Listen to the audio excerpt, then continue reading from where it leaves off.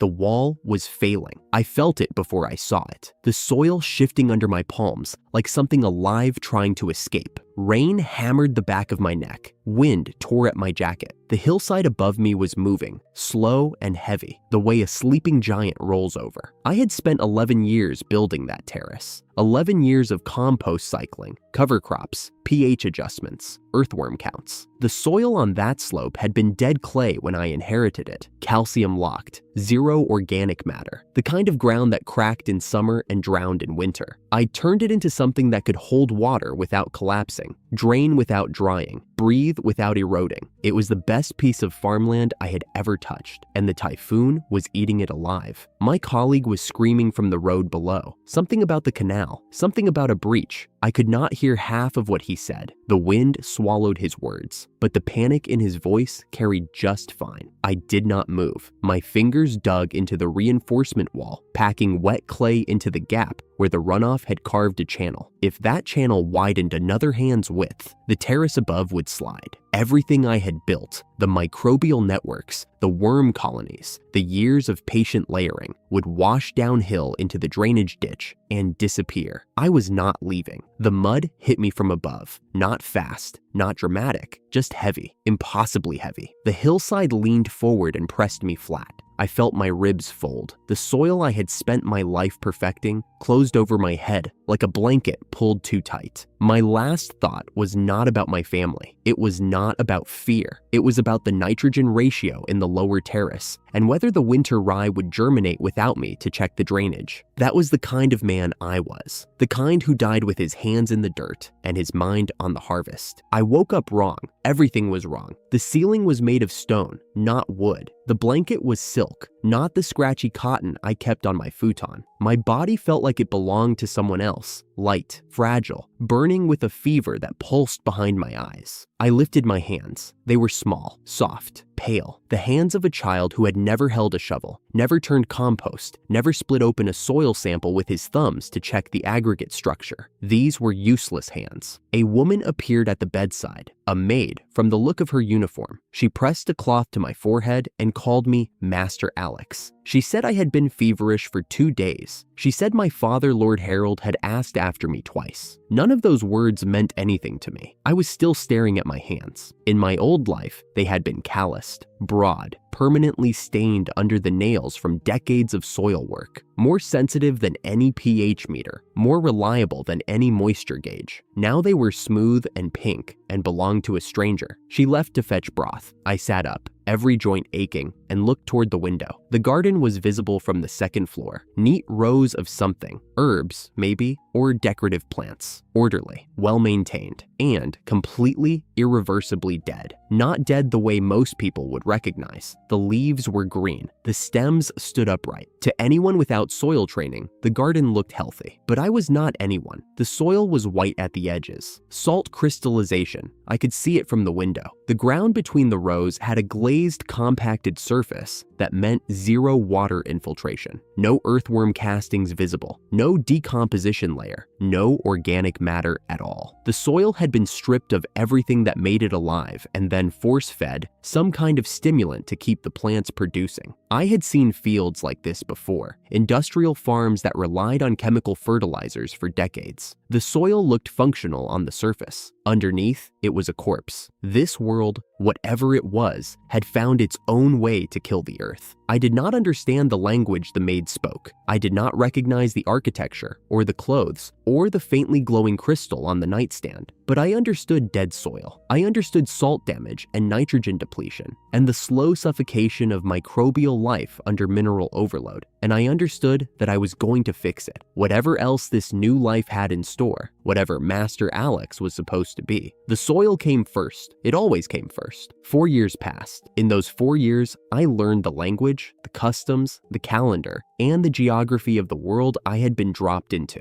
I learned that magic replaced science here. Mages could accelerate crop growth in minutes, pull water from the air, and fertilize fields with mana infusions that made chemical treatments look gentle. Every noble family depended on magic farming. Every kingdom's food supply ran on it. And I learned that every field on the continent was dying the same death I had diagnosed from my bedroom window on day 1. I tried to teach them. I composted kitchen waste in the servants' yard. I built a worm bin behind the stables. I collected manure from the horses and let it cure for months in covered piles, turning it weekly the way I had done for 30 years in my previous life. I tested soil samples by taste, the fastest field method for pH and mineral content. The servants thought I was insane. My younger brother Lyle told everyone in the household that I ate dirt for pleasure. The maids avoided me. The stable hands crossed to the other side of the yard when they saw me coming with my bucket. I kept working, not because I expected a breakthrough. I had dealt with stubborn landowners before, and these people were worse. I kept working because the soil needed me to. That was the whole equation. The dirt was dying. I knew how to save it, and whether anyone thanked me or spit at me for the effort was irrelevant. By the time my father summoned me to the audience hall on a bright morning in my 19th year, I had mapped the salt accumulation in every field the family owned. I had documented the declining yields. I had written a proposal for a 3-year soil restoration program using cover crops, composting, and crop rotation. I brought it with me, rolled up under my arm, because I still believed, after 4 years of silence, that someone in this family might listen. Harold sat on the raised dais at the far end of the hall. He wore his formal coat, the one with the family crest on the shoulder. Lyle stood to his right, arms crossed, smirking before I had said a single word. Harold did not ask me to sit. He told me that the household staff had filed 17 complaints about my activities: manure storage near the kitchen garden, soil sampling in the flower beds, an unauthorized compost pile that attracted flies to the servants' quarters. He listed each offense like a magistrate reading charges. I tried to explain. I told him the fields were losing 2% of their topsoil every season. I told him the salt buildup would render the lower pastures barren within 5 years. I told him that the mana infusions were the problem, not the solution. They were force-feeding the plants while starving the soil. The same mistake every civilization in my old world had made with chemical shortcuts. Harold's face went red before I finished the second sentence. He called my methods heretical. He said that monocultivation had sustained the kingdom for centuries and that a boy who played in filth had no standing to question it. Lyle added his contribution, something about how the maids called me the soil-eating lord behind my back, and how I had become a joke across the entire district. I stood there with my proposal still under my arm and understood that nothing I said would reach them. Harold was not rejecting the science. He was rejecting the idea that his son, a noble, would choose dirt over dignity. Admitting I was right meant admitting that his entire identity as a lord of productive lands was built on a method that was killing those lands. He would rather lose the soil than lose face. Harold pronounced the sentence. I was formally disowned, stripped of my name rights, exiled to a territory called Gale, a barren wasteland on the far border, left over from an ancient magical war. The ground there was covered in a layer of rock so hard that no mage had ever cracked it. Nothing grew, nothing lived. The territory had been empty for centuries. He meant it as a death sentence. Every face in the hall said so. The servants by the doors, the guards along the walls, Lyle with his satisfied little grin. I bowed, deeply, formally, the way a son is supposed to bow to a father who has just destroyed his future, and I hid the smile that was tearing across my face. Gale. I had spent the last 2 years studying every geological record in the family library about that territory. The barren wasteland everyone feared was exactly what I had been looking for. The magic fault, the residue of a massive detonation centuries ago,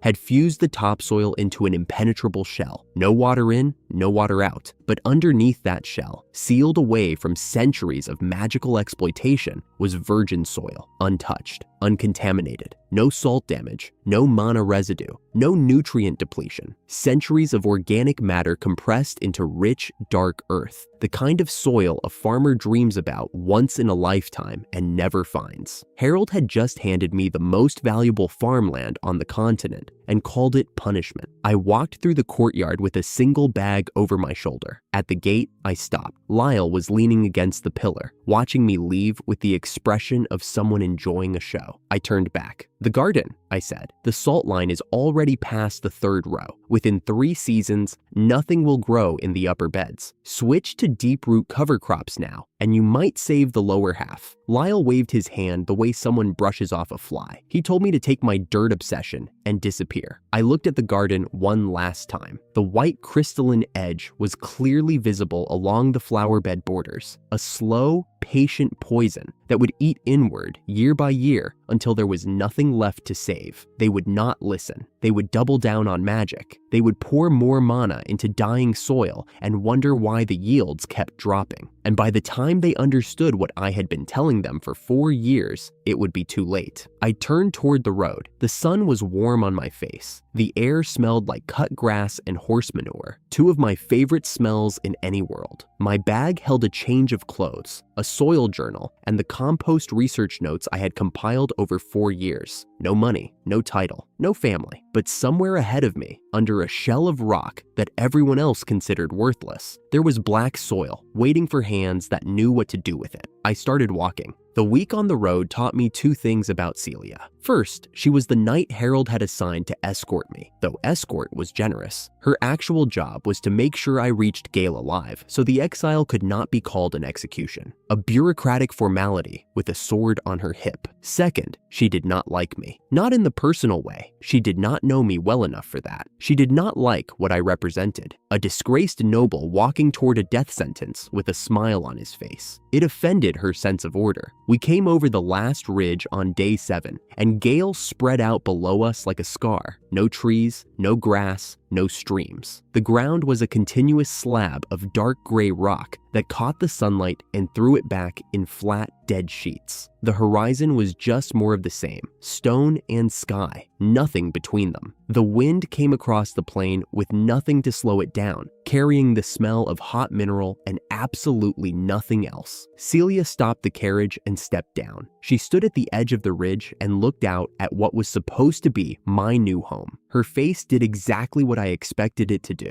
"This is it." Her voice was flat, not cruel, just stating a fact the way a doctor states a terminal diagnosis. "There is no water. There is no wood. There is nothing alive for as far as I can see." I climbed down and walked past her. "My lord," she caught my arm. "This is not a territory. This is a grave. If we turn back now and petition your father for mercy, there may still be a chance to negotiate a lesser punishment." I knelt on the rock. The surface was warm from the sun, almost hot. I pressed my palm flat against it and closed my eyes. The texture was smooth, fused, glass-like in places. Exactly what I had read about in the geological records. I pulled my soil knife from my bag and scratched the surface. The blade left no mark. I tried harder, still nothing. The rock was harder than the steel in my hand. "This is a magic fault," I said. "The residual mana from the ancient war crystallized the topsoil into a mineral shell. It is essentially a lid. A lid on what? On everything we need." I stood up and brushed my knees. "This layer is impermeable. No water gets through it, but more importantly, no mana gets through it. For centuries, while every other piece of farmland on this continent was being poisoned by magical runoff, the soil underneath this rock has been sitting in perfect darkness, untouched." Celia stared at me. Centuries of organic matter, no salt damage, no nutrient depletion.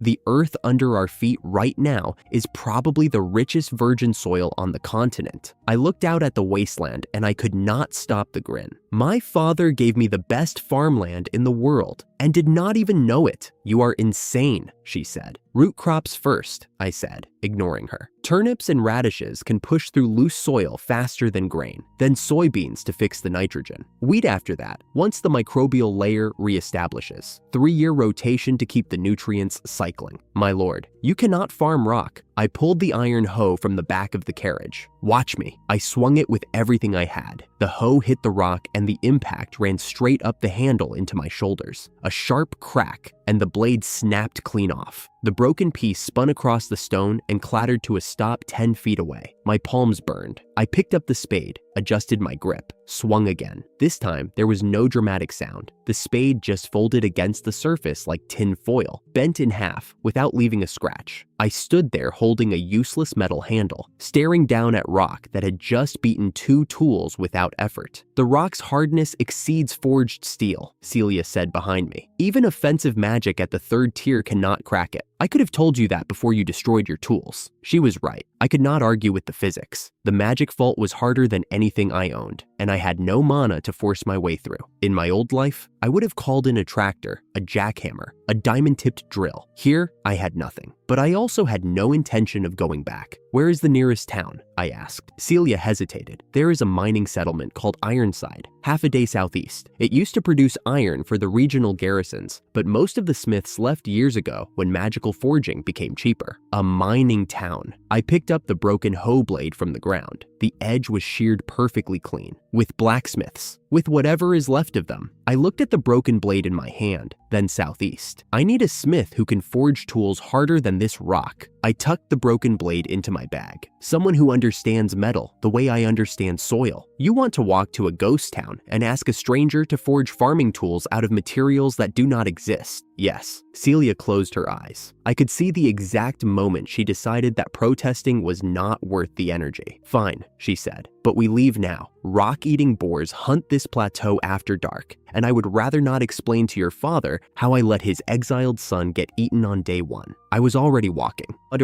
Ironside was everything Celia had warned me about, and nothing she had prepared me for. The town had been built into the side of a granite ridge, the buildings cut from the same stone they mined. Half the structures were empty, doors hanging open, windows dark, iron trade signs rusted and swinging in the wind. The streets were silent except for the creak of old hinges, and, somewhere deep in the town's core, the rhythmic clang of a hammer on an anvil. Someone was still working. We followed the sound to a workshop at the far end of the main street. The sign above the door read, "Black Iron Workshop," in letters that had been burned into the wood rather than painted. Below it, smaller, "No nobles, no decorative orders, no exceptions." Celia read the sign and sighed. "This will be unpleasant." I pushed the door open. The heat hit me first. The forge was running full blast, a wall of orange light and shimmering air that made the back of the workshop look like it was underwater. The man standing at the anvil was enormous. Shoulders like a draft horse, forearms thicker than my thighs, hands wrapped around a hammer that most people would need 2 arms to lift. He was shaping a blade, long, unornamented, brutal. A sword meant for use, not display. He did not look up. "Read the sign." "I did," I said. "I am not here for a sword." Now he looked up. His eyes moved from me to Celia, the knight's insignia on her shoulder, the noble cut of my clothes, even though they were road-worn and dusty. His expression curdled. He told us both to leave. Nobles only wanted 2 things: pretty blades with gold inlay, or ceremonial armor they would never wear into a real fight. He had spent 20 years watching the craft he loved get replaced by mages who could conjure a sword from raw mana in 30 seconds. The mage-forged blades were garbage, brittle, poorly balanced, dull within a week, but they were cheap, and cheap killed an industry. I let him finish. Then I said, "I want a hoe." The workshop went quiet except for the crackle of the forge. "A shovel," I continued, "a spade, farming tools, designed to break ground that is harder than any steel you have ever forged." Harvey stared at me for 3 full seconds. Then he grabbed a piece of scrap iron from the forge, still glowing red at the edges, and threw it at my face. I did not move fast enough to dodge it cleanly. Celia's hand shot out and deflected it with her gauntleted wrist, sending it skittering across the stone floor. "Farming tools," Harvey spat the words. "You walk into my forge and ask me to make a hoe, like my craft is something you use to scratch in the mud." "Your craft," I said, "is the only thing on this continent that might solve my problem." I reached into my bag and pulled out the sheets of paper I had spent the previous night drawing by candlelight. "My enemy is not a person. It is the magic fault. Rock so hard your best sword would chip against it. I need tools that can cut through something no weapon on this continent was designed to fight." Harvey's hand was still raised from the throw. Slowly, it lowered. "I do not need a blacksmith who makes pretty things," I said. I need the best metalworker alive, and the fact that you are still here, still forging, still working alone in a dead town because you refuse to compromise your craft, that tells me you might be the one. I held out the blueprints. Harvey did not take them, but he did not tell me to leave again. What is that? He nodded at the papers. A hoe, curved blade for maximum bite angle, differential hardening along the edge, hard cutting surface, softer spine to absorb impact without cracking, hexagonal bolt socket at the neck to disperse the strike force across 6 contact points instead of 2. Harvey's eyes changed. I watched it happen, the hostility draining out and something sharper replacing it. Professional curiosity. That is not a hoe, he said quietly. That is Warhammer theory applied to a farming tool. Yes, I said, because I am going to war. My battlefield just happens to be a field. Harvey pulled a chest from the back wall and opened it. Inside, wrapped in oiled cloth, were 2 things I had only read about in the estate library. Mithril, a bar of pale silver metal with a faint blue shimmer that seemed to come from inside the metal itself, and a length of bone, white as chalk, dense as stone, dragon bone, the handle material. Celia made a sound behind me, not quite a gasp, more like a sharp intake of breath from someone who understood exactly what she was looking at. Those materials, she said, that is 100 gold coins, minimum. Harvey set the mithril on the anvil. The bar was heavy, heavier than steel of the same size. He looked at me with an expression that was half challenge, half amusement. So, how does the exiled lord plan to pay? I unslung my bag and pulled out 2 things. The ceremonial short sword, a Granard family heirloom with the crest inlaid in silver on the pommel, and a small velvet pouch that I opened carefully. Inside was a ruby pendant on a gold chain, my mother's. Celia stepped forward. My lord, you cannot. Those are the last things connecting you to your family. They are metal and stone.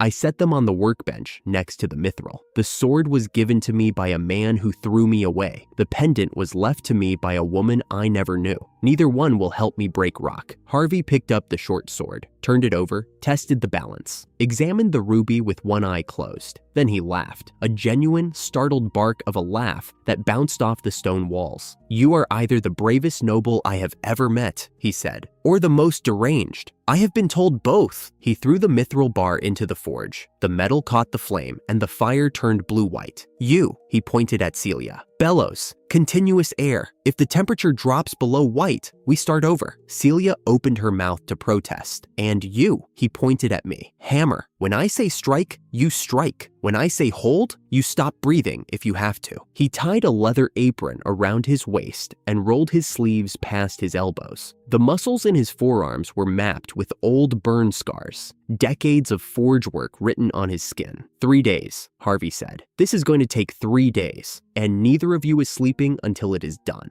The next 3 days dissolved into heat and rhythm. Harvey worked the mithril the way a surgeon works with a scalpel. Every strike placed, every temperature shift monitored by eye and instinct. The metal resisted shaping at first. It fought back against the hammer, ringing with a sound that was closer to a bell than to steel. But Harvey was patient, and Harvey was strong, and Harvey had been waiting years for something worth making. I swung the hammer until my shoulders screamed, and then I swung it more. My hands blistered on the first day, bled on the second, and went numb on the third. Celia worked the bellows with a soldier's endurance. Her jaw set, her hair plastered to her forehead with sweat. She did not complain, not once. On the morning of the 4th day, Harvey pulled the finished piece from the quenching bath and held it up. The blade caught the first light of dawn through the workshop door and threw it back in pale blue. Mithril, shaped into a curved hoe blade, with an edge so fine it seemed to disappear at certain angles. The handle was dragon bone, white, smooth, light enough to swing for hours, but harder than anything short of the mithril itself. Where the blade met the handle, the hexagonal bolt socket locked the 2 materials together with a joint that would distribute the force of every swing across 6 equal paths. It did not look like a farming tool. It looked like something out of a legend, a weapon you would see mounted on a temple wall, not carried into a field. The pale blue edge against the white handle, the curve of the blade like a crescent moon. Harvey set it on the anvil and stepped back. He was breathing hard. 3 days of work, and he looked like he had fought a war. Well, he said. I picked it up. The weight was perfect, heavier than a normal hoe, but balanced so precisely that the swing felt natural. The handle fit my grip like it had been measured for my hands. "Trailbreaker," I said. Behind me, Celia muttered something. I caught the word uncool, but chose to ignore it. I turned the hoe in my hands. 3 days ago, I had walked in with a broken tool and a stack of drawings. Now, I was going to dig in the dirt with the finest weapon a blacksmith had ever forged. "Harvey," I looked at the blacksmith. "Thank you," he grunted. But there was a satisfaction in it, the sound a craftsman makes when the work was worth the effort. I shouldered the hoe and walked to the door. The morning light was gold and clean. Somewhere to the northwest, the magic vault was waiting. I had the tool now. I had a knight who had just worked a forge for 3 days without complaint. And I had a blacksmith who was already eyeing his workshop like a man with ideas. The real work was about to begin.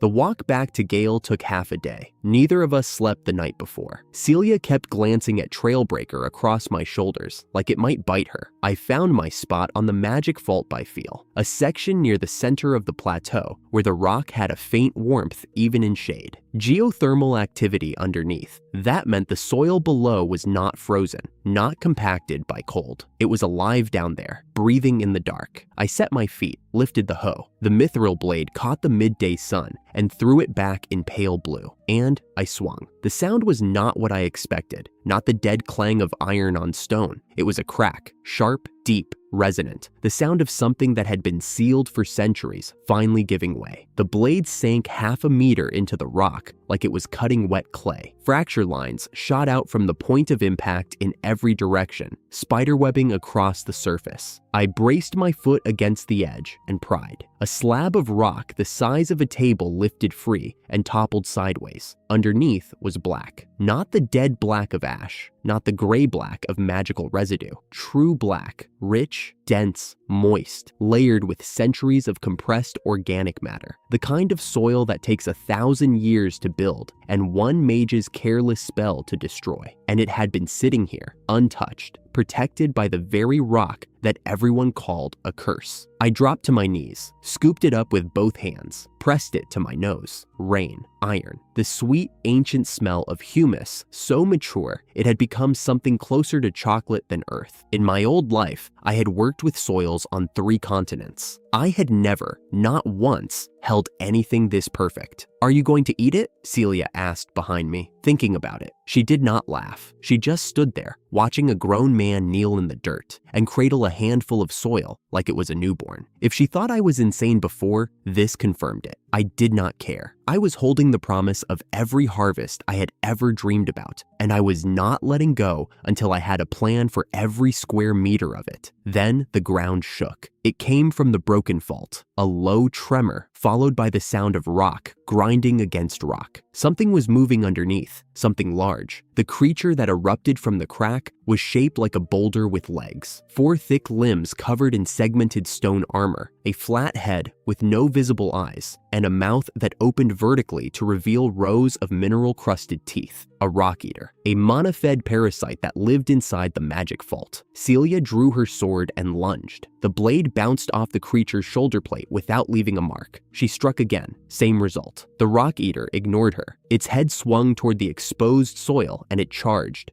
jaws spreading wide. It wanted the earth. The concentrated organic matter was a feast for something that fed on magical residue. I stepped between the creature and my soil. There was no thought to it, no strategy. A farmer sees something coming for his field, and he does not calculate, he acts. I shifted my grip on Trailbreaker, rotated my hips the way Harvey had shown me when we tested the swing arc, and drove the blade horizontal. The mithril edge went through the rock eater's neck armor like it was cutting bread. The creature's momentum carried its body forward 3 steps past me before it realized it was already dead. It collapsed sideways with a sound like a rock slide and did not move again. Celia stood 5 feet away with her sword still raised, mouth open. I looked at the dead monster, then at the mithril blade. Not a scratch on the edge, not even a smear. "We are going to butcher this," I said. "What?" "The bones are mineral dense, perfect phosphorus supplement." I crouched and pressed my thumb against the creature's hide. "The innards are high in nitrogen. The blood is iron heavy. Mixed with rock fragments and leaf mold, this thing is going to become the best compost starter I have ever had." Celia looked at the monster, then at me, then at the monster again. "You just killed a creature that shrugged off my sword," she said. "And your first thought is fertilizer. My second thought is fertilizer too. Help me roll it over." The next week was the ugliest work I had done in either lifetime. I cracked more rock, cleared a plot large enough to plant. Then I gathered everything organic I could find. The rock eater's crushed bones and innards, its blood collected in stone basins, wild weeds from the plateau's edge, slime mucus from the drainage crevices, and a pile of feces that I will not describe the sourcing of in detail. Celia watched me arrange the materials, and her expression moved through 5 distinct stages: curiosity, confusion, disbelief, horror, and finally, a quiet resignation that told me she had accepted that her life had taken a permanent turn. This is defilement. She stepped back from the pile, one hand over her mouth. "The cleansing faith teaches that soil is sacred. What you are doing violates every principle of..." I scooped a handful of bone meal and held it up. "Soil is sacred. That is exactly why I am feeding it. This world decided that cleanliness means stripping the earth of everything it needs to live. Manure, bone,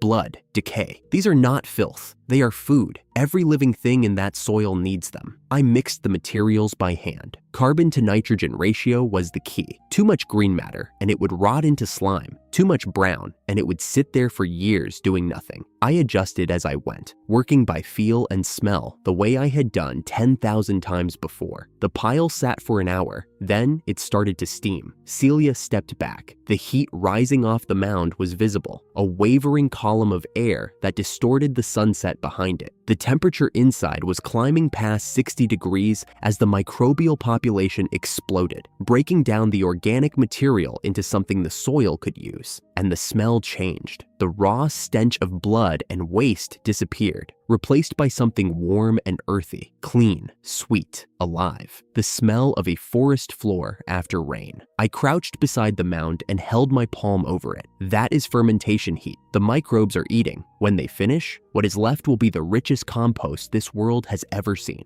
Celia stood over the steaming pile for a long time. The golden light caught the vapor rising between us. "I will help you make more." Her voice was quiet, resigned. But I want it noted that on this day, I became a defiled woman. We made 3 more piles before dark. By the time we finished, we were both covered in mud and things I preferred not to identify, and neither of us had said a word for 2 hours. We did not need to. The work was the conversation. 1 week after mixing the compost, I planted turnip seeds in the eastern rows, radish seeds in the western. Both were brassicas, cold tolerant, fast germinating, designed by nature to push through loose soil and produce results in 30 to 60 days. I needed proof of concept. These were the fastest path to it. Celia watched me press each seed into the ridge with my thumb. Her hand paused on her sword hilt. "The cold wave is coming. You know that." I knew. Every farmer in the kingdom knew. The annual cold snap that swept down from the northern mountains. Temperatures below freezing for weeks, killing frosts that turned unprotected crops to mush. In Harold's territory, mages would be burning through mana reserves to maintain warming barriers over their fields. Half of them would fail anyway. My field is alive. I pressed the last seed into the ridge and brushed the soil over it. Theirs are not. That is the difference. She did not argue. She had stopped arguing about 3 compost piles ago. The cold came 6 days later. It arrived at dusk, and by midnight the temperature had dropped so far that frost crusted the rock around the field in white crystal patterns. The air hurt to breathe.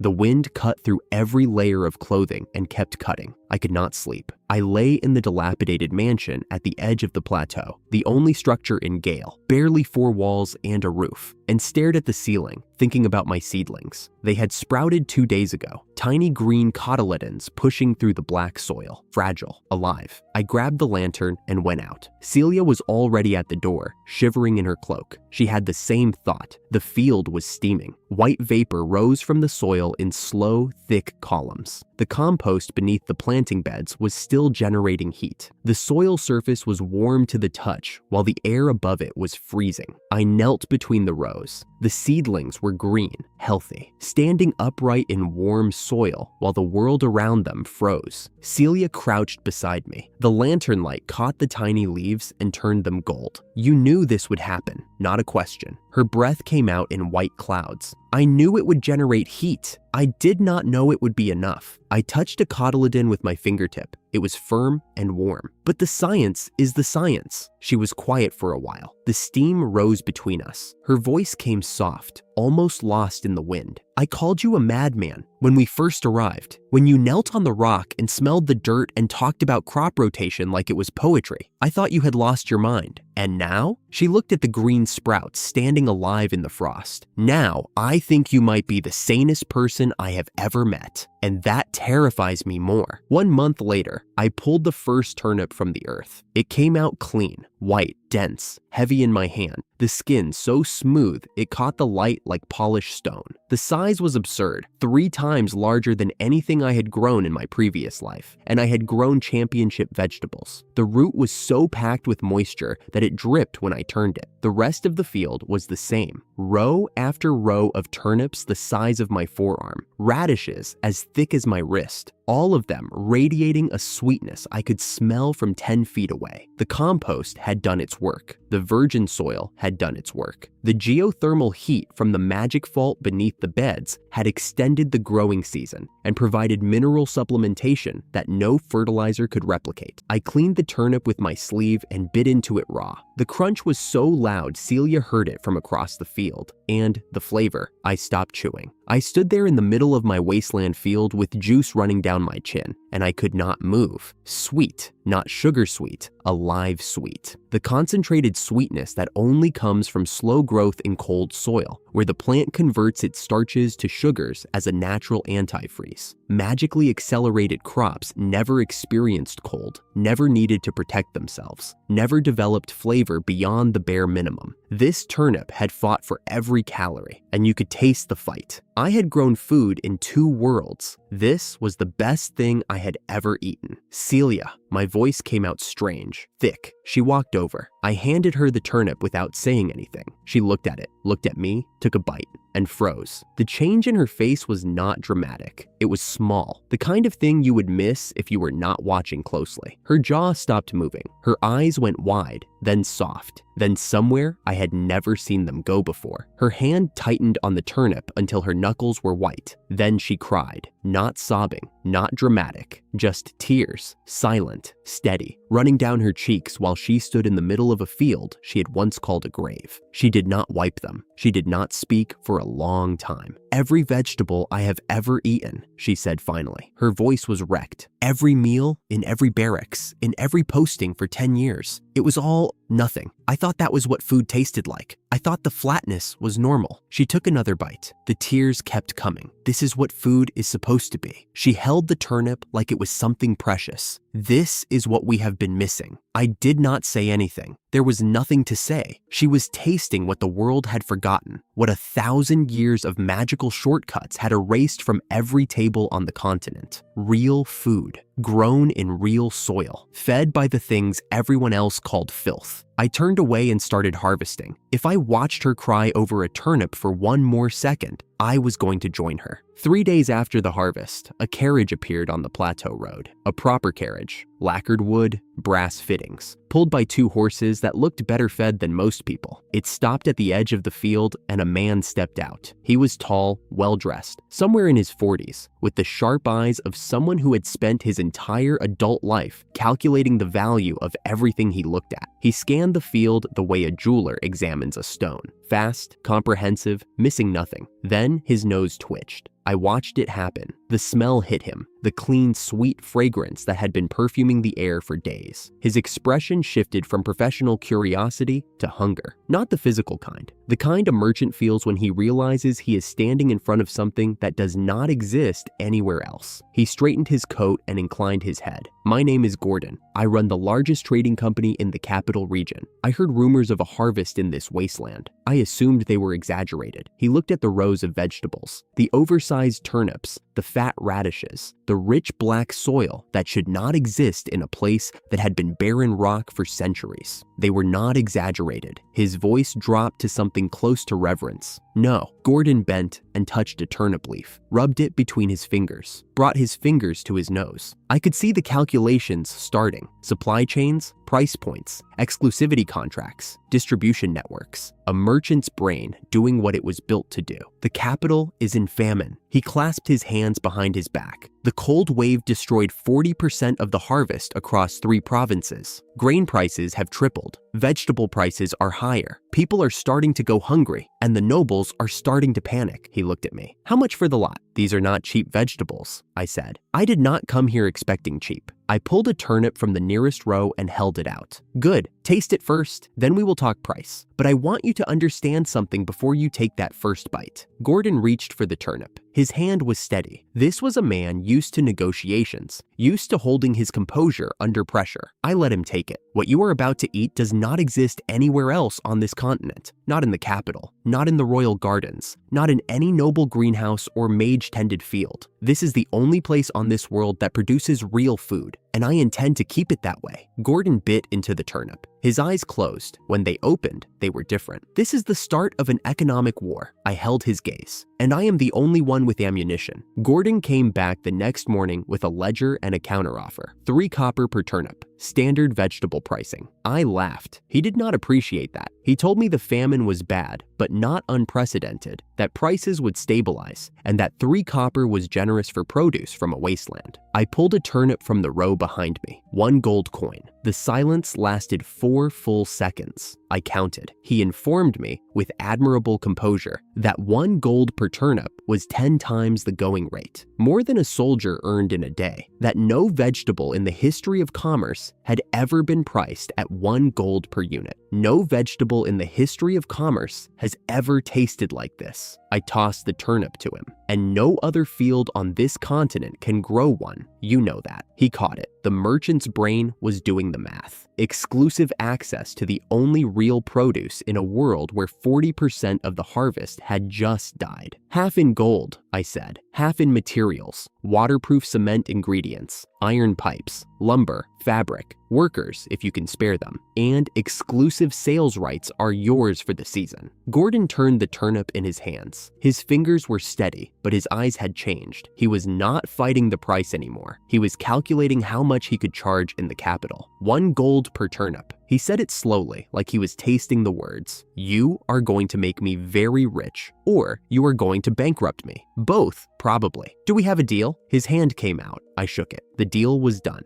At the Granard estate, the fields were dying. I heard about it later, in pieces, from traders who passed through the region. Harold stood at the window of his study and watched his crops wither. The leaves were curling inward, a symptom I could have diagnosed from 50 feet away. Salt crystallization in the topsoil. The same white crust I had warned him about years ago, now spreading unchecked. The soil was not dying. It was already dead. The magic was just keeping the corpse moving. Lyle stood behind him, fidgeting. He reported that the family's food had been mocked at the capital social season. Nobles from other territories were serving dishes that actually had flavor, not the bland, nutrient-hollow produce that came from magically exhausted soil. The Granard name was becoming a joke. Harold's response, according to every account I received, was to order more mages, stronger magic, double the mana output, force the soil to produce whether it wanted to or not. The same approach, the same logic, the same result, accelerated. I had warned him about salt damage 4 years ago. I had drawn diagrams. I had shown him the white crystals forming along the third row of the garden. He told me to stop playing in the dirt and act like a nobleman. Now the dirt was killing his estate, and he was prescribing more of the poison that caused it. They also declared me dead, both of them. Harold told the servants I had perished in the wasteland, and Lyle joked about it at dinner parties. The soil-eating lord,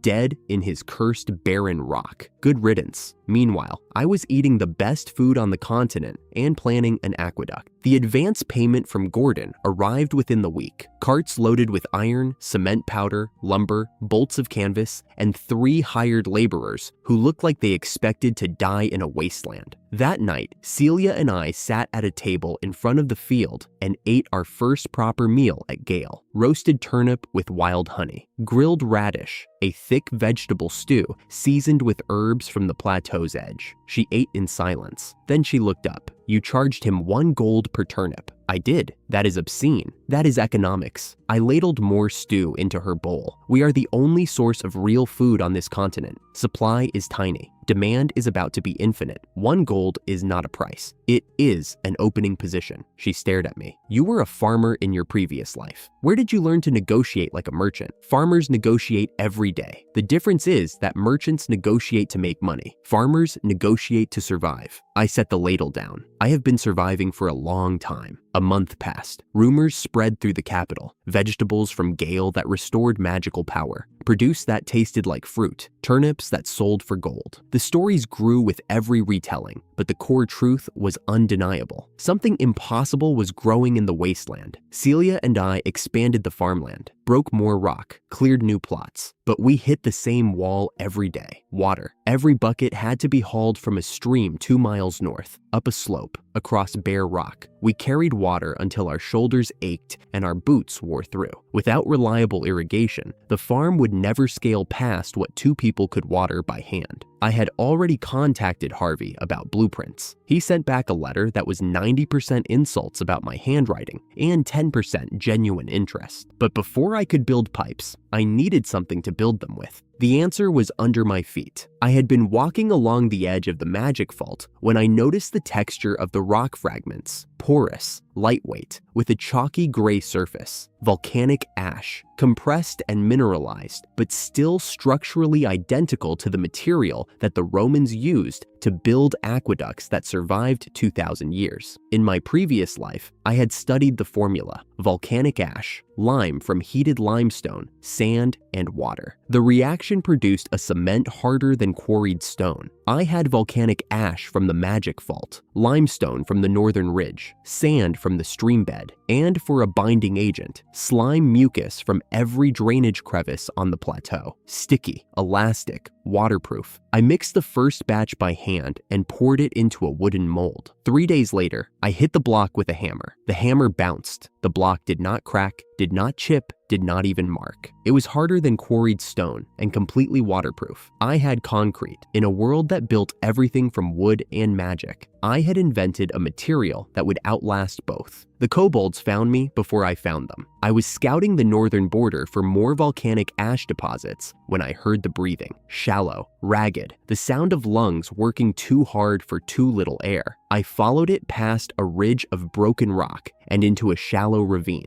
30 of them, maybe more. Small dog-faced creatures huddled together in a mass of matted fur and exposed ribs. Their eyes were enormous in their shrunken faces. Some did not move when I approached. The elder stood, taller than the others by a head, gray-streaked fur, a jaw that might have been strong once. He put himself between me and his people with the stiff dignity of someone who knows he cannot fight but refuses to stop trying. I crouched, slowly, no sudden movements. I pulled 3 turnips from my shoulder bag and set them on the rock between us. The elder stared at them. His nostrils flared. The trembling got worse. I rolled one toward him. He caught it, bit into it, and the sound he made was not a word in any language I knew, but I understood it perfectly. It was the sound of someone who had forgotten what food was supposed to taste like and was remembering all at once. He wept. The tears cut tracks through the dust on his face. He ate the rest of the turnip in 3 bites and then held the other 2 out to his people. Not one bite for himself before they were fed. Within minutes, the ravine was full of the sound of chewing. Kobolds who had been motionless were sitting up, gnawing on turnip with a ferocity that made Celia's harvest tears look restrained. The elder, Brock, as I would learn, dropped to his knees. He pressed his forehead to the rock in front of me and said something that the others echoed. I did not speak their language, but the word he repeated sounded like the one they used for the divine. I was not a god. I was a farmer with too many turnips and not enough hands. And he had just shown me 30 pairs of hands attached to creatures who could dig through solid rock like it was a loose sand. "Can your people dig?" I asked. He looked up. His eyes were still wet. "I need tunnels, channels for water, foundations for buildings. I can offer food, shelter, and as many turnips as your people can eat." I held out my hand. "Work with me." Brock took my hand. His grip was stronger than a creature that thin had any right to possess. The next month was the loudest Gale had ever been. Harvey arrived 3 days after I sent word about the concrete. He examined the test pillar I had built, a column the height of a man, reinforced with iron rods, and hit it with his heaviest hammer. The hammer rang. The pillar stood. He looked at me with the expression of a man who has just realized his life is about to get significantly more interesting. Then he asked for the formula. Brock organized his people with military precision. Within a week of eating 3 meals a day, the difference was visible. Fur growing back thick, skeletal frames filling out, hollow eyes turning bright, and they could dig. Each kobold was worth 10 men with pickaxes. They felt the grain of the stone, found the seams, split rock along its natural fracture lines with a precision that left Harvey muttering about hiring them permanently. The aqueduct took shape. Concrete pillars rose from the valley floor. Arches curved between them. I drew the designs from memory, and Harvey refined them with his blacksmith's understanding of structural stress. The kobolds dug the water channel from the mountain spring, a gentle downhill grade that used nothing but gravity. Celia handled the rebar. She bent iron rods, tied them in place, poured concrete over them with the same focus she brought to sword drills. Brock's people built their own housing before I could assign them quarters, a warren of interconnected rooms carved into the hillside and reinforced with concrete. They called it the Dog Mansion. It was better than most human housing I had seen in this world. By the end of the month, Gale had an aqueduct carrying mountain water to every planting bed. Roads connected the fields to storage buildings. A market square sat at the center, empty for now, but ready. Celia walked the new streets at dusk one evening. She stopped at the edge of the square, looking at the arches and the kobold children chasing each other between the pillars. "This is not a farm anymore," she said when I caught up to her. The lantern light caught the dust in her silver hair. "No, what is it?" I looked at what we had built. A settlement built by people who had been thrown away from land that had been written off, using knowledge that the world called filth. It is a beginning. But even as I said it, something cold moved through my chest. Prosperity draws attention, and attention in this world comes armed. The warning came 2 days before the soldiers did. Brock's scouts ran the northern perimeter every morning, a habit left over from the starving days when they tracked predators to avoid becoming food. Now they tracked something worse, a column of dust rising from the trade road, horses, metal, the glint of armor catching the morning light at the edge of the tree line. I was standing on the aqueduct when Brock brought me the report. 12 cavalry, 2 robed figures riding behind the main column, mages based on the staff silhouettes, and a single carriage at the center,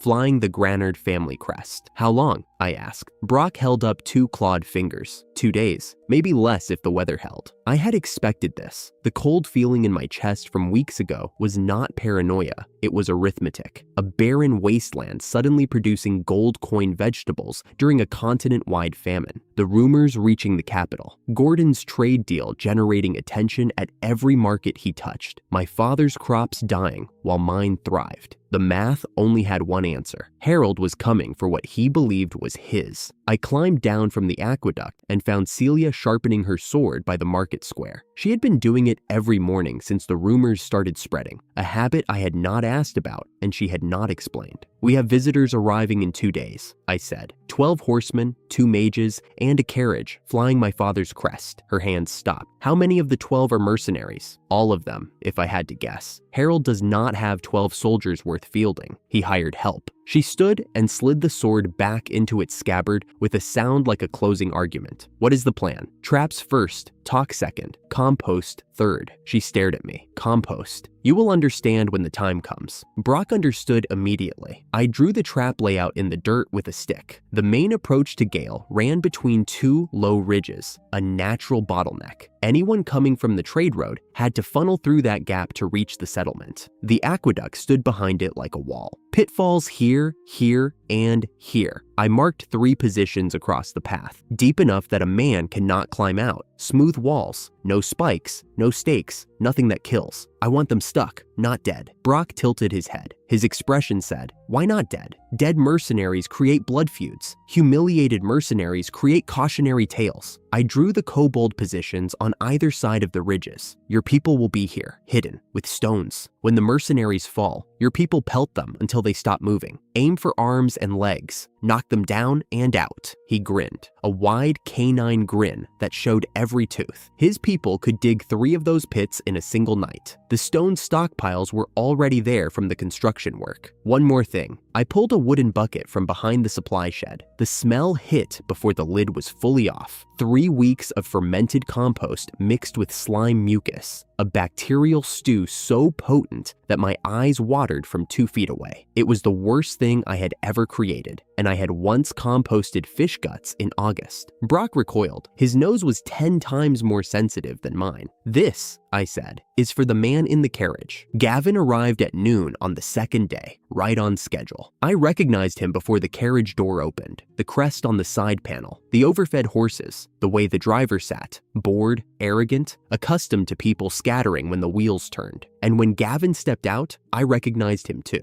The same pinched face, the same small eyes that calculated the value of everything they looked at, the same thin smile that appeared when he found someone who could not fight back. I had met Gavin once before, when I was 15. He had come to the estate to collect a special levy from the tenant farmers. I watched from a window as he tripled the assessment on a family that could not pay, then confiscated their seed stock when they came up short. The mother had been holding a baby. Gavin did not notice. He noticed me now, standing in the center of the road with my arms at my sides. Celia stood 3 steps behind me, her mithril sword drawn and catching the sunlight. Behind us, 50 kobold workers lined the ridge, small, silent, holding stones the size of fists. Gavin looked at the kobolds. He looked at Celia. He looked at me. Then he smiled the way people smile when they are certain the paper in their hand outweighs every weapon in the room. He announced himself as Lord Harold Granard's appointed tax collector and presented 3 demands. First, surrender the fertility artifact, the magical tool that explained Gale's impossible harvests. Second, remit 90% of all sales revenue to the Granard family estate, retroactive to the first transaction.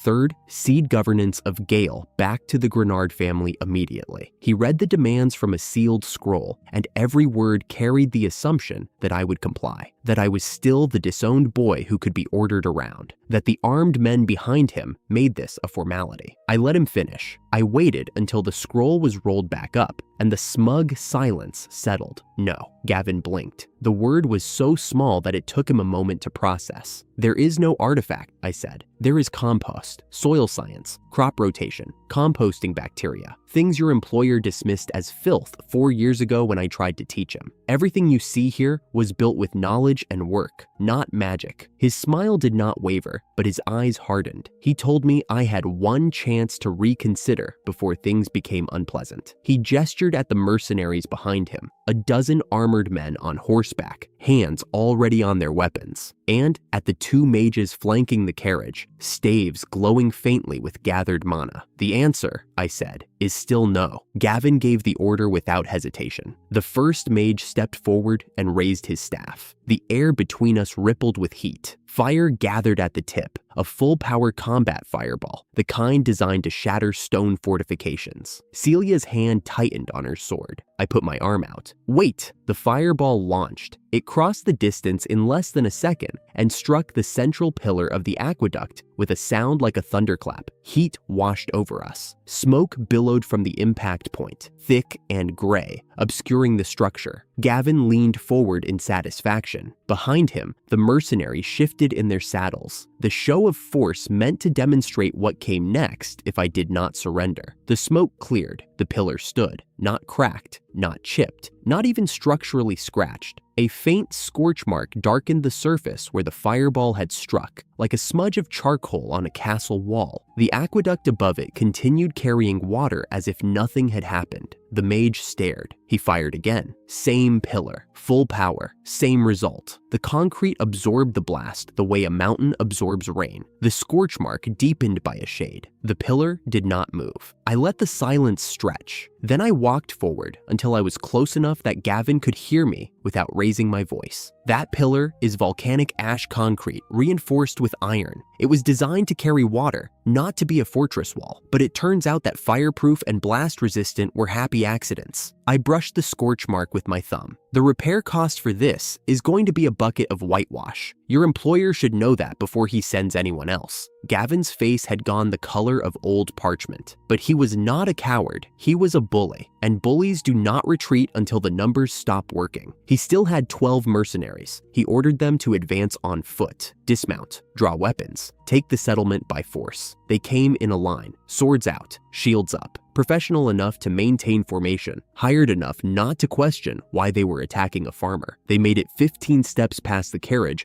before the ground swallowed them. 3 pitfalls opened at once. The thin rock covers Brock's people had placed overnight collapsed under the weight of armored men, and a dozen mercenaries dropped 10 feet into smooth-walled stone pits. The sound was armor hitting rock, boots scrambling, and the particular cursing of men who realize they have been outmaneuvered by someone they were told could not fight. Brock whistled. Sharp, short, a single note. The ridges came alive. Kobolds appeared from behind every boulder and outcrop, arms already cocked. The stones came down in a focused volley, not wild, not scattered, but aimed with the precision of creatures who spent their lives throwing rocks at predators 10 times their size. The first volley knocked swords from hands. The second knocked helmets from heads. The third knocked the fight out of every mercenary still conscious. Within 30 seconds, the pits were quiet, groaning, but quiet. The 2 mages panicked. One raised his staff to cast. Celia was already moving. She had started the moment the first pit opened, circling wide around the ridgeline at a dead sprint. She reached the first mage before his incantation finished. One flat strike from her blade slapped the staff out of his hands. She pivoted, drove her boot into the second mage's wrist, and his staff clattered to the dirt. Both mages hit the ground in under 4 seconds. Celia stood over them, breathing evenly, sword resting on her shoulder. She looked at me across the road. I nodded. Bind them. Gavin was the last one standing.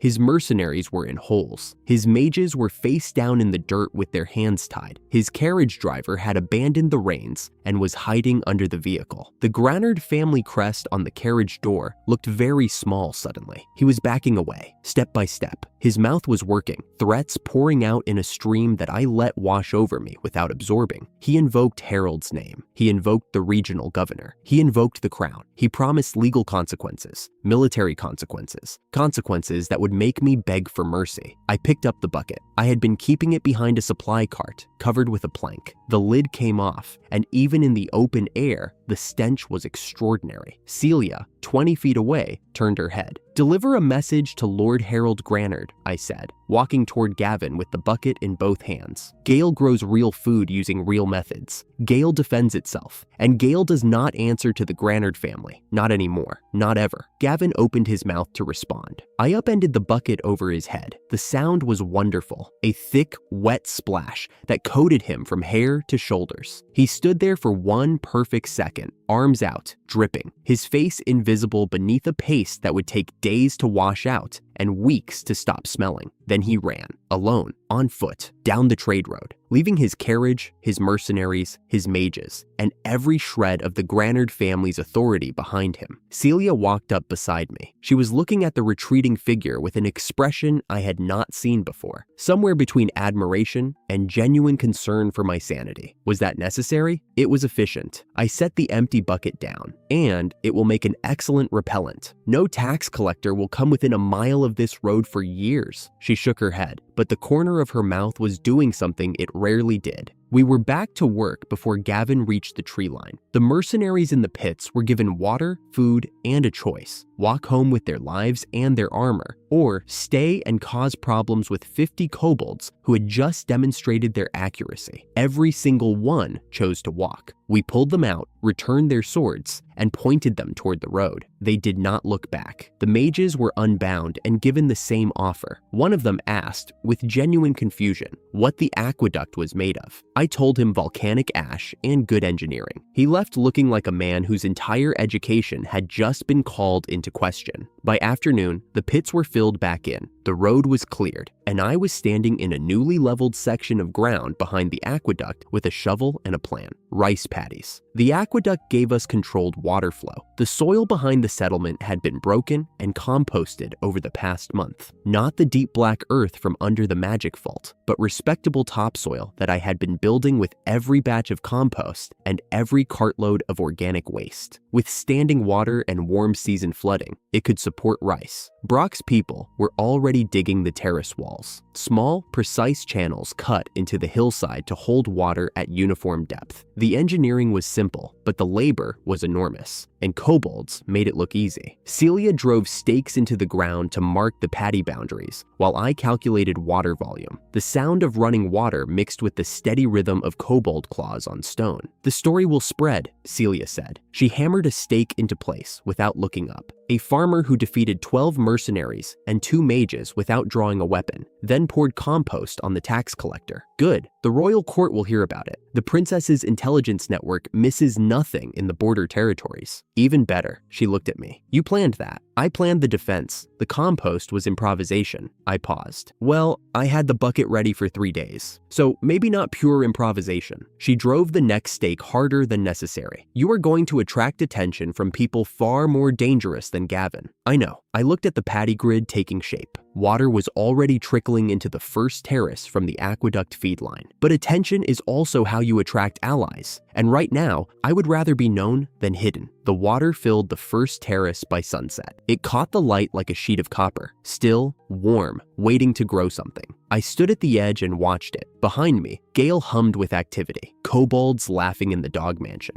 Celia cleaning her sword by the fire. The aqueduct carrying water in the dark, steady as a heartbeat. Gavin was somewhere on the road, still smelling like the worst day of his life. And in the capital, in the courts and the markets and the intelligence offices, a story was already beginning to travel. A farmer in the Wasteland, a settlement that could not be burned, a lord who fought with traps and compost instead of magic and steel. I did not know yet who would come next, but the rice paddies would be ready when they did. The rice paddies had been growing for weeks, but the wetland beyond them had been bothering me longer. Gale was thriving. The aqueduct fed the terraced fields without interruption. Turnips came in fat and sweet, cabbages the size of wagon wheels. The kobolds had built 3 new storehouses just to hold the surplus, and Gordon's traders could not haul the produce fast enough. Everything I had planned was working, but the wetland would not leave my mind. It stretched north of the settlement, a flat, marshy basin where the aqueduct overflow pooled and vanished into soft ground. No one farmed it. The soil was too wet for standard crops, and in a world where mages drained every acre for maximum mana yield, waterlogged land was considered waste. Celia called it the nuisance belt. Brock's kobolds avoided it because the tall grasses cut their hands. I had been watching those grasses for days. Something about the seed heads, the way they hung in loose clusters at the top of each stalk, heavy and golden in the morning light. Stay on the path, Celia said behind me. She was picking her way along the raised bank that separated the paddies from the marsh. one hand on her sword out of habit. That grass is sharp. The kobolds call it belly-cutting weed. I was already knee-deep in the water. The mud sucked at my boots with every step. The grasses towered over my head, tall, green, sharp-edged. I could feel the blades catching on my sleeves as I pushed through.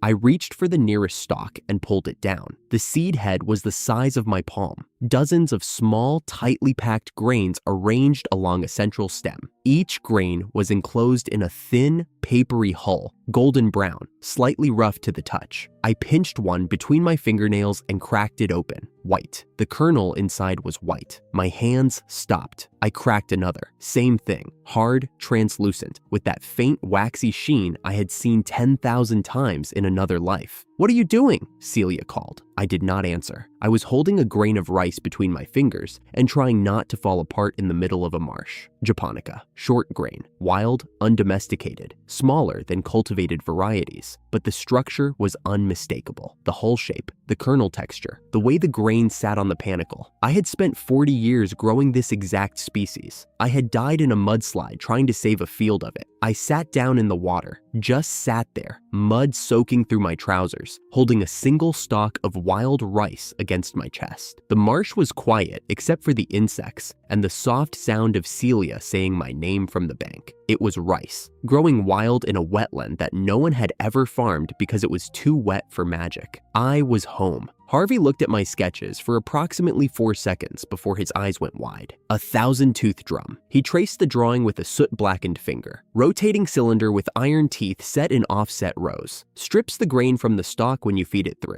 That is the thresher. The second machine is the mill. I unrolled the next sheet. 2 stone discs, one fixed, one rotating. Grain enters through the center, passes between the grinding surfaces, and the hull gets sheared off by friction. Adjustable gap controls, whether you get brown rice or polished white. He was already pacing. When Harvey paced, it meant his brain was running ahead of his mouth. The drive shaft connects to the water wheel at the main mill, I continued. Same power source we use for the sawmill. One wheel runs both machines through a gear transfer, orichalcum bearings on the drive shaft. He said it like a man proposing marriage. Frictionless rotation. The mill will run for years without maintenance. Can you build it? His grin answered before his voice did. Give me a week. He gave it 5 days. The man did not sleep for 3 of them. When I arrived to inspect the finished machines, the thresher was already installed in the watermill annex, a gleaming iron cylinder bristling with precisely spaced teeth connected to the main shaft by a gear system that Harvey had designed himself because my sketch was, in his words, embarrassingly primitive. The mill sat beside it, 2 flat grinding stones the width of a cartwheel, the lower one fixed to a stone base, the upper one rotating on the orichalcum shaft. A hopper above fed grain into the center hole. The gap between the stones could be adjusted with a lever, wide for hulling, narrow for polishing. I loaded the first batch, wild rice, harvested that morning, still smelling like the marsh. The water wheel turned, the gears caught. The thresher drum spun and stripped the grains from the stalks in a single pass. The loose grain funneled into the mill hopper. The stones began to rotate,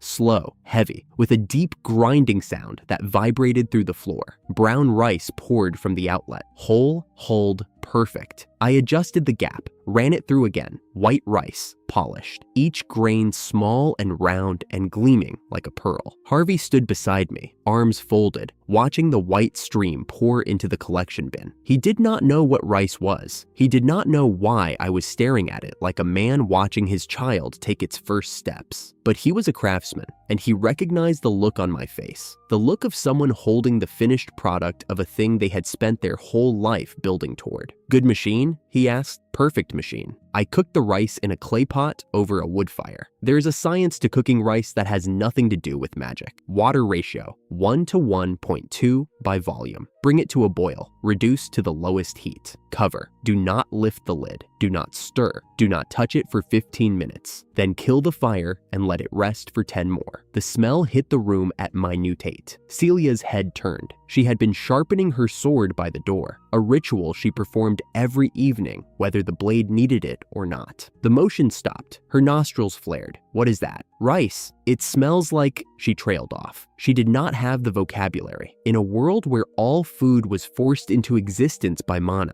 no one had ever smelled grain that had been grown in clean soil, milled by hand, and cooked over natural fire. The aroma was sweet and warm and faintly nutty. The smell of a Japanese kitchen in autumn. The smell of home. I lifted the lid. Steam rose in a column. The rice was perfect, each grain distinct, slightly sticky, with a translucent sheen that meant the starch had gelatinized exactly right. I scooped a portion into a bowl, wet my hands, pressed a pinch of salt into my palm, and shaped the rice into a triangle. A salt onigiri, the simplest food in the world. Rice and salt, and the shape of two hands pressed together. I bit into it. The grain was firm at the surface and soft at the center. The salt hit first, clean, sharp, and then the rice opened up underneath. Sweet, warm, a flavor so quiet and so deep that it filled the mouth without announcing itself. It tasted like the marsh and the soil, and 40 years of knowing exactly what this grain wanted. I did not speak for a long time. Celia was watching me. So was Brock, who had appeared in the doorway without a sound, drawn by the smell like a compass needle finding north. I made 2 more, handed one to Celia, one to Brock. Celia took a bite. Her jaw moved once, twice. She set the onigiri down on the table, put both hands flat on the wood, and stared at the wall. "What is wrong with this world?" she said quietly. "That no one has ever tasted this before." Brock ate his in 2 bites. Then he sat on the floor, crossed his arms over his knees, and made a sound I had never heard from a kobold, a low, rumbling hum that vibrated through the floorboards. His people had a word for food that made you stop thinking. He was using it now. I made 6 more onigiri and lined them up on the table. Salt. Just salt. Nothing else. The simplest food I had ever made, and it was the most important thing I had done since arriving in this world. A kobold scout burst through the door before I could finish the 7th. He was out of breath, ears flat, claws clicking on the stone floor. He spoke to Brock in rapid kobold, too fast for me to follow. Brock stood. His expression shifted from bliss to alarm in half a second. Celia was already on her feet. "What is it?" Brock held up one claw and drew a shape in the air, a circle with a cross inside it, the royal crest. A carriage was approaching from the Capitol Road, white and gold, heavily guarded, flying the banner of the king. The carriage was the most expensive thing I had ever seen that was not built by Harvey. White lacquered wood with gold leaf trim, 4 matched war horses in royal livery, 6 mounted knights in polished plate armor flanking the vehicle. Not ceremonial guards, but combat-ready soldiers with the scars and the posture to prove it. The banner above the driver bore the crown sigil. I was still wearing my work overalls, mud on my knees, rice dust on my forearms. I looked like exactly what I was, a farmer who had been interrupted in the middle of something important. Celia appeared beside me, wiping onigiri crumbs from her mouth and snapping into a knight's salute so fast it was almost audible. She had been a royal guard before this assignment. The posture came back like muscle memory. The carriage door opened. An elderly man stepped out first, tall, thin, impeccably dressed in a butler's formal blacks. His face was carved from decades of service. Every line on it said, "I have seen everything. I am impressed by nothing, and you will address the person behind me with the respect owed to the royal bloodline, or I will end your existence with paperwork." He introduced himself as Sebastian, head butler to the royal household, and informed me that Princess Iris of the kingdom was inside the carriage. He then told me, calmly, precisely, as though describing the weather, that any disrespect, any negligence, or any failure of protocol would result in my execution and the razing of my settlement. "Understood," I said. "Is the princess here for vegetables?" Sebastian blinked. It was the only time his composure cracked during the entire visit. "The princess," he said, "is dying." The door opened wider. A hand appeared, small, pale, gripping the frame for support. Then a face. Then a body so thin that it barely seemed capable of standing. Princess Iris was young,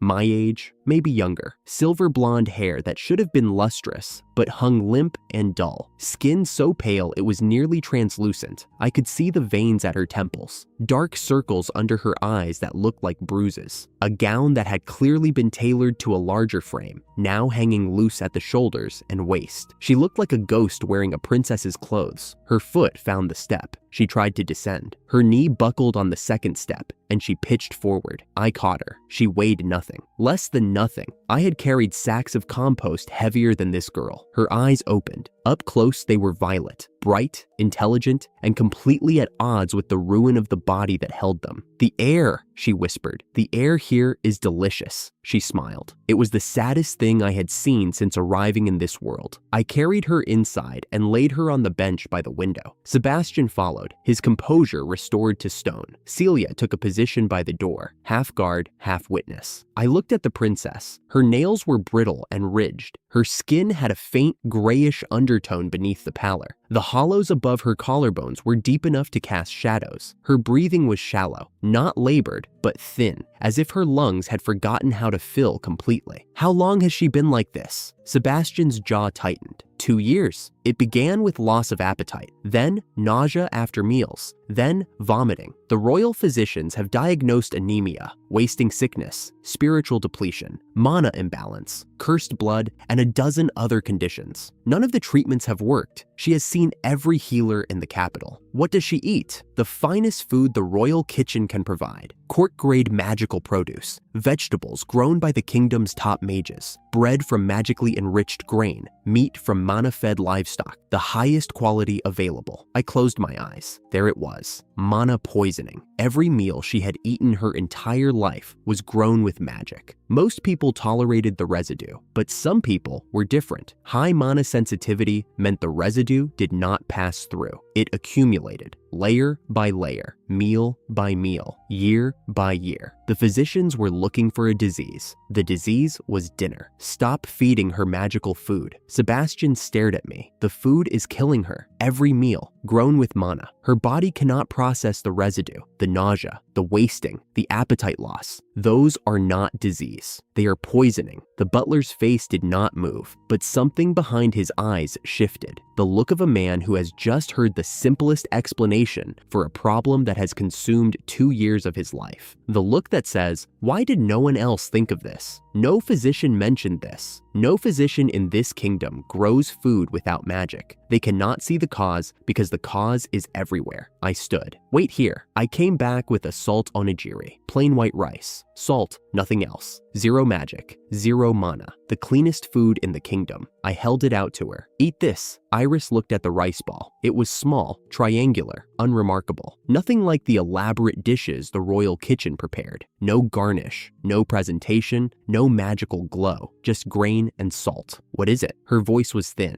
"Rice, grown without magic, in soil that has never been touched by mana. There is nothing in it except what the earth put there." She took it. Her hands trembled. She raised it to her mouth and bit. Her jaw moved, slowly at first, the careful chewing of someone whose body has learned to expect pain after every meal. She swallowed, waited. The seconds stretched. No nausea, no cramping, no rejection. She took another bite, larger this time. The rice was soft and warm, and the salt opened the flavor the way it always does. Clean, simple, honest. Color came back to her face. Not all at once, not like magic, like blood returning to a limb that had been compressed for too long. A flush at the cheeks first, then the ears, then the neck. Her breathing deepened. Her shoulders, which had been hunched forward as if bracing for pain, slowly dropped. She ate the entire onigiri. She held the last grain between her fingers and looked at it. Tears were running down her face, not sobbing, quiet tears, the kind that fall when the body realizes it is no longer under siege. "It does not hurt," her voice cracked. "It does not hurt to eat." Sebastian had not moved. His hands were clasped behind his back, his posture perfect, his face a mask of professional composure, but his eyes were wet. Celia stood at the door with her arms at her sides and said nothing. She did not need to.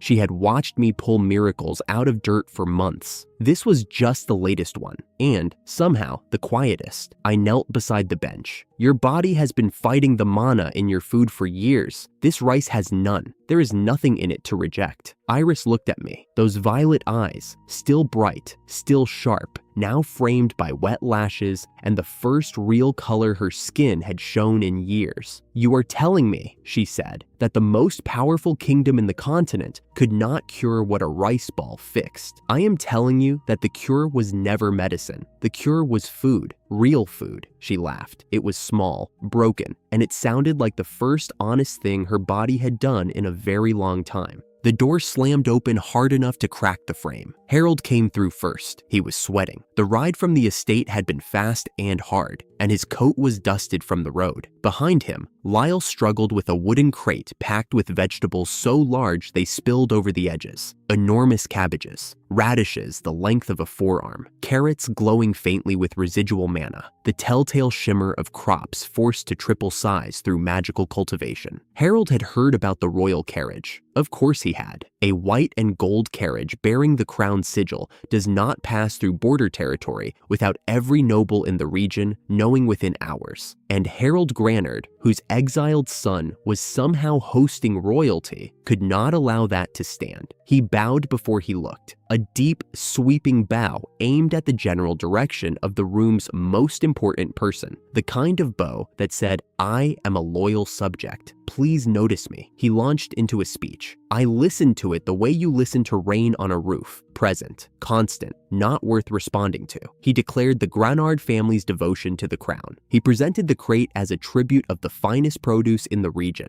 magically enhanced, grown by the most advanced techniques known to the kingdom, a testament to the superiority of Granard agricultural methods. Lyle stood behind him, holding the crate, nodding at everything his father said. Neither of them had looked at Iris yet, not really looked. Iris was standing. She had risen from the bench during Harold's entrance, slowly, carefully, with one hand on the wall, but she was standing, color in her cheeks, steadiness in her legs that had not been there an hour ago. She looked at the crate. The vegetables inside were beautiful by this world's standards, huge, vibrant, glowing with absorbed mana. Any noble, any merchant, any physician would have called them the pinnacle of agricultural achievement. Iris called them poison. Her voice was not loud. It did not need to be. She spoke with the precision of someone who had spent 2 years dying from exactly what was in that crate, and who now, for the first time, understood why. She identified the mana saturation. She explained, in terms that left no room for argument, that these vegetables were the concentrated form of the poison that had been killing her since childhood. Harold's face went through every stage. Confusion first, he did not understand the words. Then disbelief, the princess must be mistaken. Then fear, she was not mistaken. And she was royalty. Lyle set the crate down. His hands were shaking. Iris ordered Sebastian to seize the crate as evidence. She ordered an immediate royal investigation into the Granard family's farming practices and their impact on the kingdom's food supply. She asked the senior knight to escort these men out of the settlement and to ensure they remained available for questioning. Harold tried to speak. He managed 3 words before 2 knights took his arms and guided him toward the door. Lyle did not try to speak at all. He followed his father out, looking at the floor, and the last thing I saw was his pointed chin trembling. I stood by the wall and watched them go. I did not say a word. I did not need to.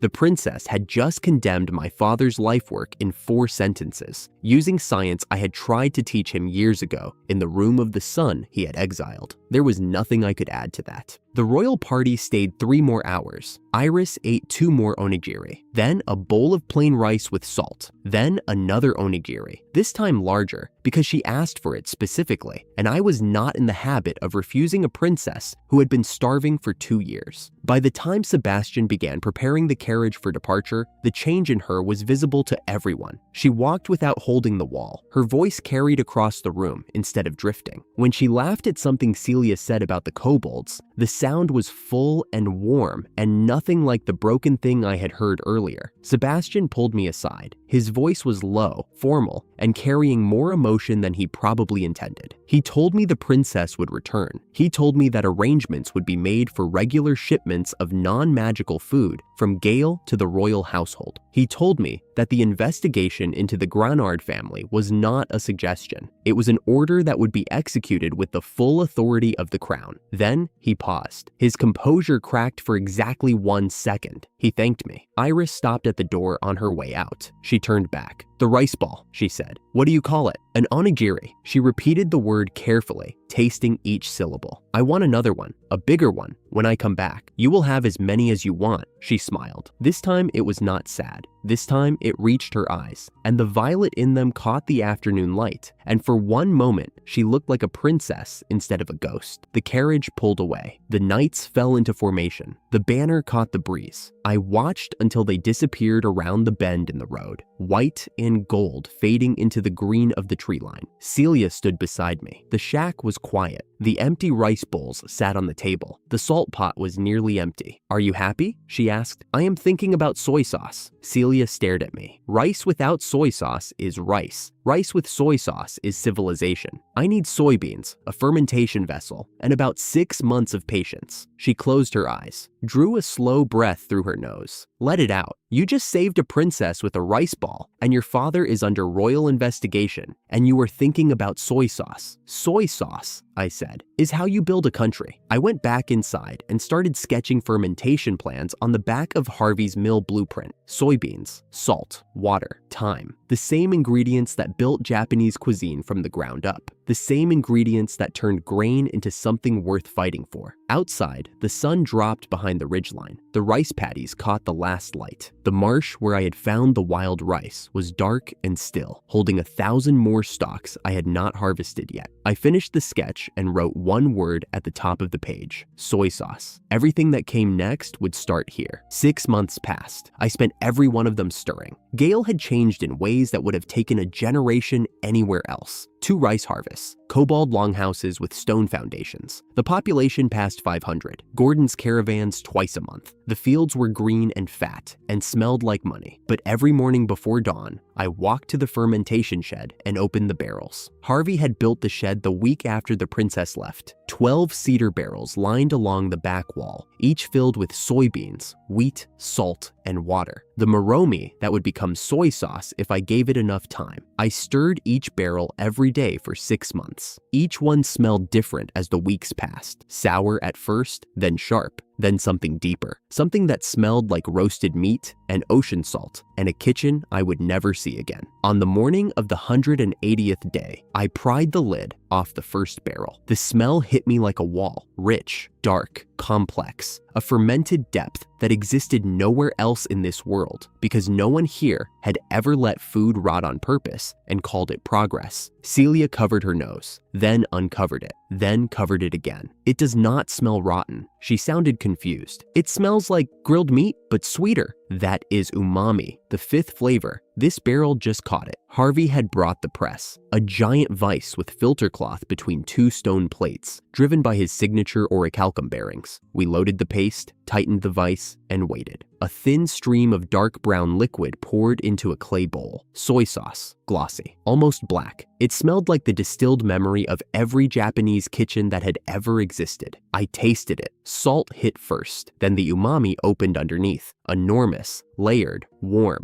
My hands were shaking. Celia tasted it next. Her eyes went wide. She pressed both palms flat against the workbench, the thing she always did when food broke her composure. Harvey stared at the ceiling for a long time. Then he said the press needed reinforcement. He would start the redesign immediately. And also, he wanted a full barrel for himself. I showed them the residue in the press cloth: miso, fermented soybean paste, the base for the most important soup in Japanese cuisine. Then I brought out the tofu. I had made it the day before: soy milk from crushed soybeans, coagulated with mineral salts from the groundwater, and pressed in a stone mold. A block of white, trembling, impossibly smooth protein that looked like nothing anyone in this world had ever seen. Celia pointed at it. "What is that?" "Tofu. It is wobbling. It is supposed to wobble." I sliced it into portions: green onions, grated ginger, soy sauce over the top, cold tofu. Celia took a bite. Her jaw stopped moving. She looked at the plate, then at me, then at the plate again. Harvey set down his spoon. When he finally spoke, his voice was rough. "Bring the wine. I could drink a whole barrel with this." I did not bring wine. I brought rice. We sat outside in the late morning sun. Rice, cold tofu with soy sauce, and a pot of miso soup, the first ever made in this world. The flavor axis was complete. Rice, soy sauce, miso, tofu.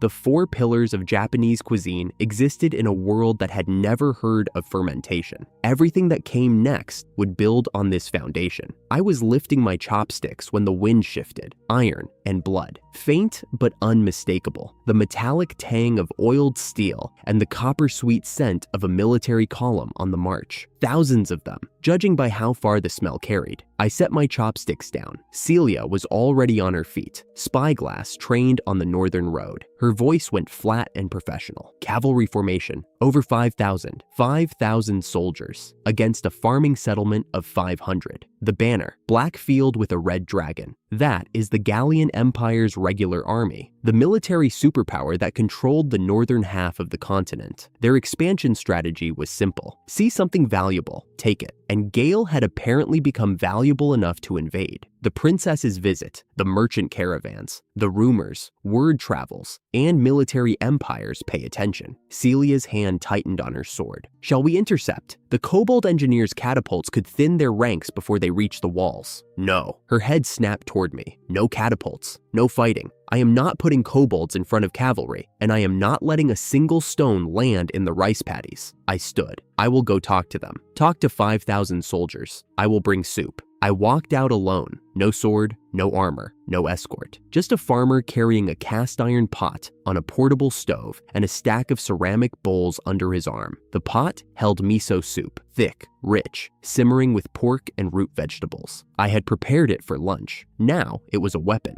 The Gallian army filled the plain like a black tide. 5,000 soldiers in siege formation. Their banner flew above the vanguard, a red dragon on a black field, snapping in the wind. I walked straight toward them. The pot was heavy. The bowls clinked with every step. I did not look back. A line of mounted officers galloped toward me, lances lowered. They pulled up short 20 paces away and formed a semicircle. In the center, on a land dragon the size of a cart horse, sat a man who made Harvey look small. General Victor, over 2 meters tall, black plate armor with a red dragon crest on the shoulder, a battle axe across his back that would take 2 normal men to lift. His face was broad, scarred, and set in an expression that said he had never once in his life been impressed by anything. He looked down at me, a farmer with a pot. He announced himself with the kind of voice designed to make walls shake. Commander of the 3rd Army Corps. He called me a weak-looking farmer and said his intelligence had suggested a powerful mage, not a dirt-stained boy carrying cookware. I told him my name. He informed me that my territory was now annexed. Their objective was the food production and construction technology I was hiding. Surrender peacefully, and he would guarantee our lives as laborers. And if I do not surrender, his officers laughed. Victor did not. He said his Iron Dragon cavalry would reduce my walls to rubble and my fields to ash before sunset. I set the pot down between us, checked the wind, north to south. Perfect. I lifted the lid. Steam rose in a column. The smell of miso soup hit the wind and rolled outward like a wave. Victor's nostrils flared. His hand dropped from his axe. Behind him, a horse shifted. A soldier in the front rank swallowed audibly. "Before you crush my territory," I said. "Are you hungry? Because you look hungry. When was the last time your men ate a proper meal?" Victor's stomach answered before he could. The sound was enormous. A deep growl that his armor amplified like a drum. His officers pretended not to hear it. The front rank did not bother pretending. "How about this?" I started ladling soup into bowls. "Sit down, eat. We can discuss the annexation after lunch." Victor sat at the table the way a wolf sits near a fire, ready to move, watching everything, trusting nothing. His officers flanked him, 8 men in black armor, swords at their hips. Celia stood at the far end with her hand on her sword and an expression that said she would cut through all of them if anything went wrong. I brought 3 dishes: tonjiru, pork miso soup with root vegetables, the broth rich with rendered boar fat, cold tofu, white block, green onions, ginger, soy sauce, and agadashi tofu, deep fried in a light batter, served in a pool of dashi broth, golden and crisp outside, silk inside. Victor stared at the cold tofu, the way a general looks at an unidentified object on a battlefield. He pointed at the soy sauce. "What is this black liquid?" "Soy sauce. Fermented soybeans, wheat, and salt. Aged 6 months. Is it poisoned? If I wanted to poison you, I would not have walked into your army alone carrying cookware." He picked up the tofu with his fingers, bit into it, chewed once, stopped. The salt and umami of the sauce wrapping around the clean, soft sweetness. He set the tofu down, slowly. He picked up the agadashi tofu, bit through the crisp shell into the molten center. His eyes closed. Then the tonjiru. He lifted the bowl and drank directly. Miso first, then pork fat, then root vegetables, soft and sweet. He drained it in 4 swallows and set it down with a sound that was halfway between a sigh and a surrender. His officers had stopped pretending to be on guard. scared. 3 were eating. 1 had his head tilted back with his eyes closed, holding an empty bowl against his chest. Victor folded his hands on the table, the scarred, enormous hands of a man who had won 100 battles. He admitted defeat. Not in those words. Generals do not say that. He said the cooking techniques I possessed were worth more than anything his army could take by force. He said destroying my settlement would be the worst strategic decision he had ever made, because dead farmers do not cook. He proposed a deal, non-aggression treaty, no invasion, no annexation.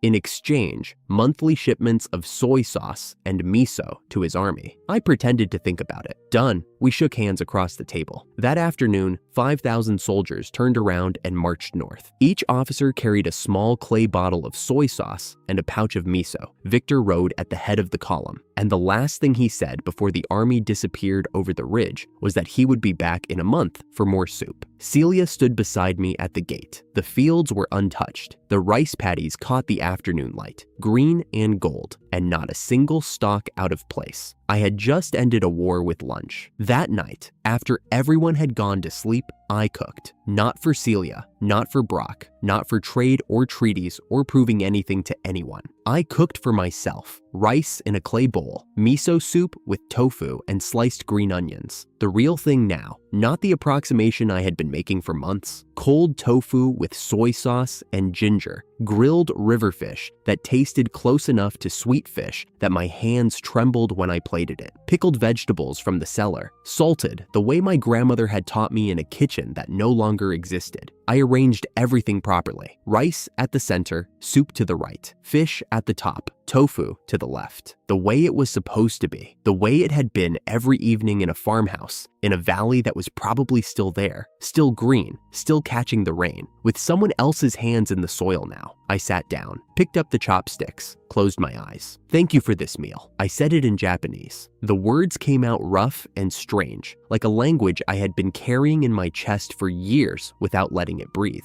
I ate the rice first, then the soup, then the fish. Each bite was exactly what it was supposed to be. The flavors I had spent 6 months and a lifetime building toward, in a world that was not mine, in a body that was not mine, in a life I had not asked for. Halfway through the tofu, I started crying. Not the quiet tears from the marsh, not the controlled emotion I showed when I fed the princess. This was ugly and honest, and it came from the place I had been keeping locked since the moment I woke up and realized that the man I used to be was dead. I missed the rain. I missed the sound of it on the tin roof of my storage shed. I missed the smell of the valley after a typhoon, wet earth and broken branches, and the stubborn green of rice that survived. I missed the taste of cheap soy sauce from a plastic bottle, the kind you buy at any corner store for a few hundred yen, the kind I would never taste again, because corner stores and yen and plastic bottles did not exist here. I missed my language, the sound of Japanese spoken by someone other than me, the way my neighbors said good morning, the way the radio played in the background while I worked, the evening news, the weather forecast, the voice of anyone who understood the words I was saying without me having to translate everything I felt into a language that was not built for it. I sat at the table and ate and cried, and did not stop either. The food was perfect. That was the worst part. It was exactly right. Every flavor was where it belonged, and it tasted like home, and home was gone, and no amount of perfect soy sauce was going to bring it back. I was not a lord in this moment. I was a dead man eating dinner in a house that was not his, wearing a face that was not his, and the dinner was good, and it did not help. The candle burned low. The fish went cold. I kept eating. I kept crying. I did not hear her come in. Celia was standing in the doorway in a plain sleeping shirt with her hair down, looking at me the way you look at someone carrying something too heavy to name. She did not ask what was wrong. She did not say a single word. She walked to the table, pulled out the chair across from me, sat down,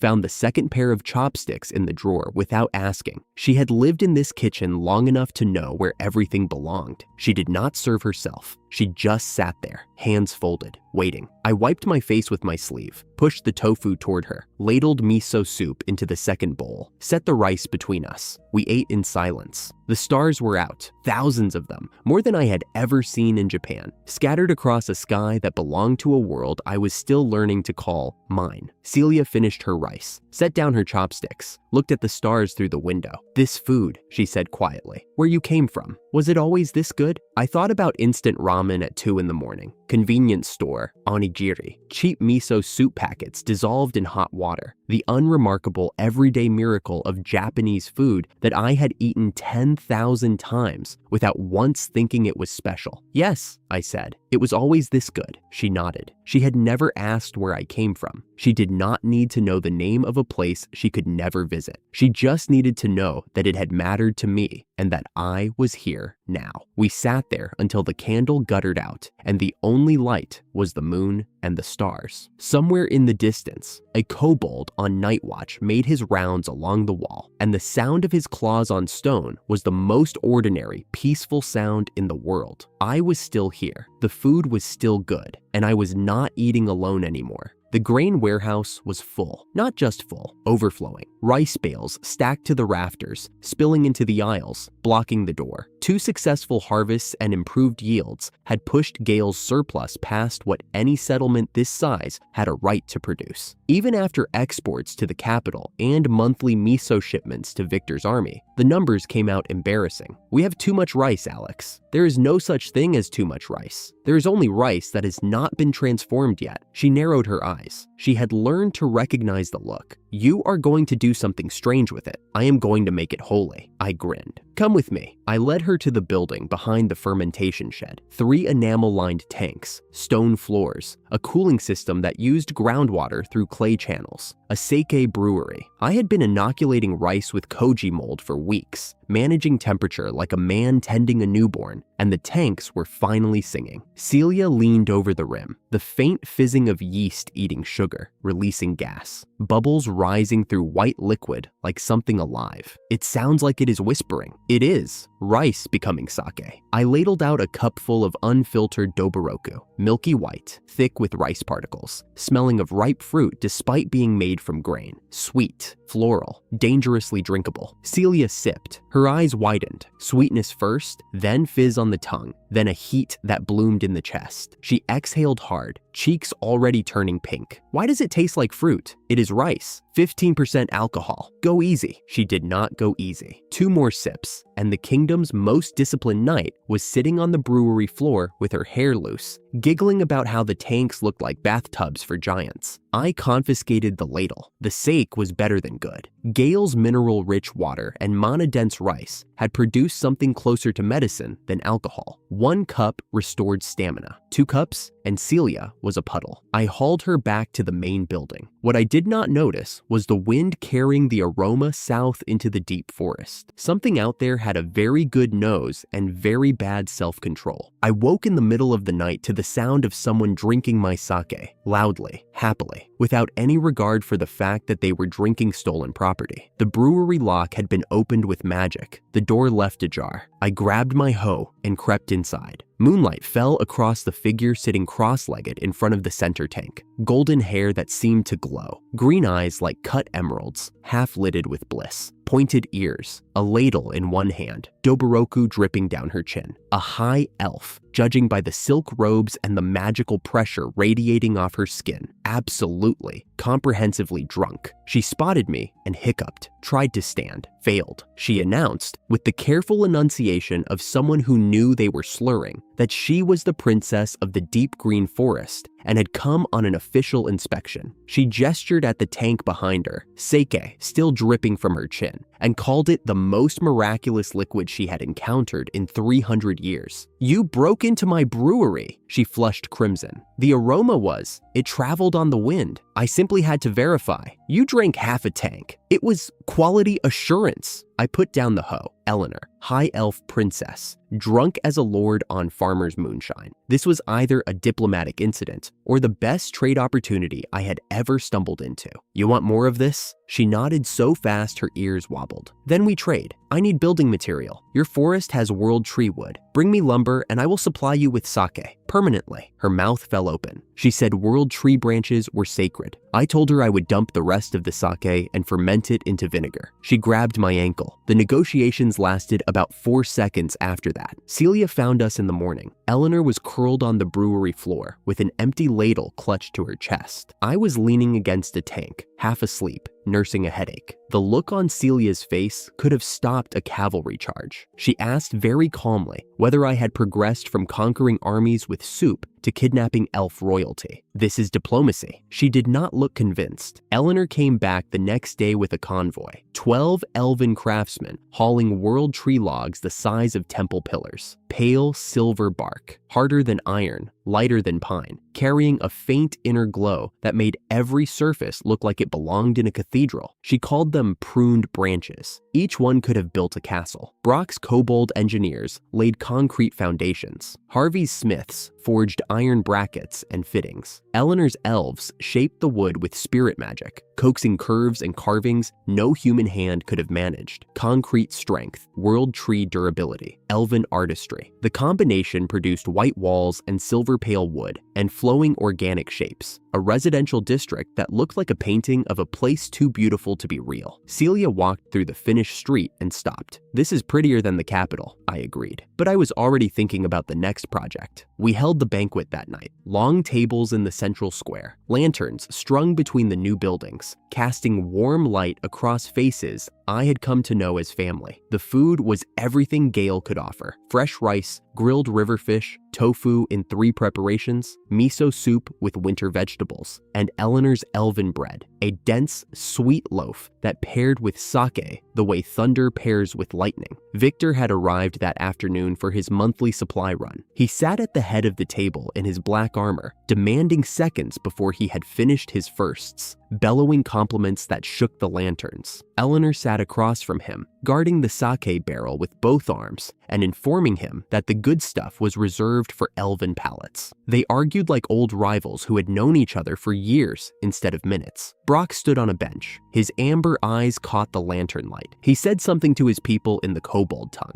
and then he turned to the rest of us and said it again in common speech, that his tribe had been starving in a ditch when they came here, that a human boy had fed them rice and given them work and never once called them lesser, that they had built this town with their own hands, alongside humans and elves, and that for the first time in 3 generations, kobold children were going to sleep with full stomachs. The square went quiet. Then Harvey raised his mug, then Eleanor, then Victor, who slammed his cup on the table hard enough to crack it and roared something about the finest army rations on the continent. The noise that followed shook the walls. Celia sat beside me. She was not drinking, she was watching. The lantern light caught her silver hair, and for once, her expression was not vigilant or calculating or braced for the next crisis. She looked content, simply completely content. I ate my rice ball and watched the people I had gathered. Humans, kobolds, elves, a blacksmith, a general, a princess, an elder, a knight, all eating the same food, drinking the same sake, laughing in the same square, in a town that had been bare rock 3 harvests ago. The thought came unbidden. The best harvest draws the worst pests. Every caravan that carried our name outward, every treaty signed, every new ally, each one made Gale more visible, more worth taking. Somewhere out there, people who had thrown me away were learning that the wasteland they had called a death sentence was now the most prosperous territory in the region. Hungry ghosts always come home.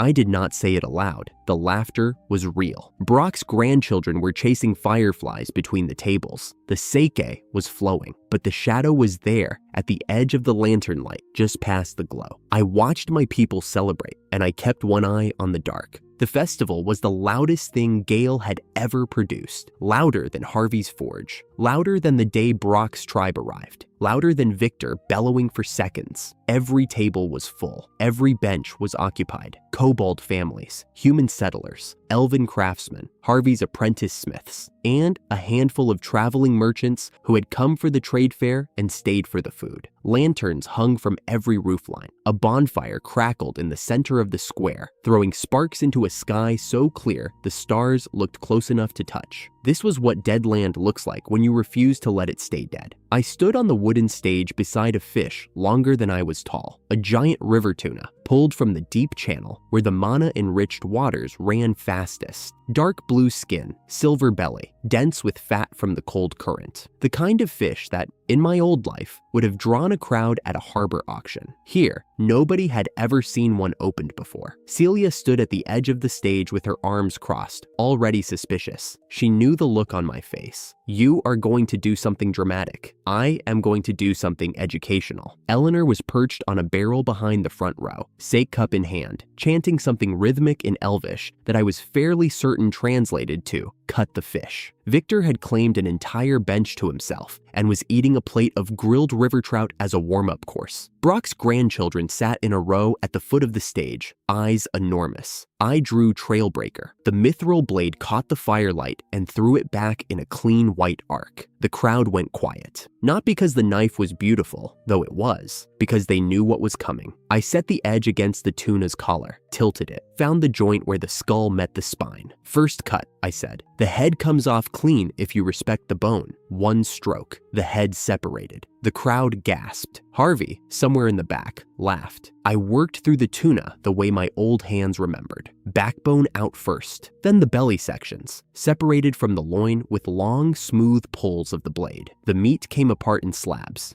deep red near the spine, fading to pink, then to the pale marbled fat of the belly. Toro, the most prized cut. In my previous life, a single piece of this would have cost more than a week's groceries. Here, I had the whole fish and a crowd that had never tasted raw fish in their lives. I explained each cut as I made it, where the fat sat, why cold water made the belly richer, how the color told you the flavor. The crowd pressed closer with every slice, murmuring, pointing, reaching out as if they could taste the air. Eleanor had stopped chanting. She was leaning forward with her mouth slightly open, watching the blade work with the focus of someone who had lived 3 centuries and still found new things to admire. Victor had abandoned his trout. Celia stood at the stage's edge, watching the crowd rather than the fish, watching me being watched. The faintest trace of a smile on her face. This was the peak. I could feel it. Every harvest, every invention, every alliance, every fight. It had all been building toward a night where my people could stand together and eat together and laugh together under stars that had once looked down on bare rock and dead soil. I was reaching for the belly section when the noise started at the gate. A scuffle, raised voices. Then the crowd parted like water around a stone, and 2 figures stumbled into the lantern light. I almost did not see them as people. They were too thin, clothes hanging off frames that had no muscle left to fill them, faces hollowed out until the cheekbones looked like they might cut through the skin. One of them,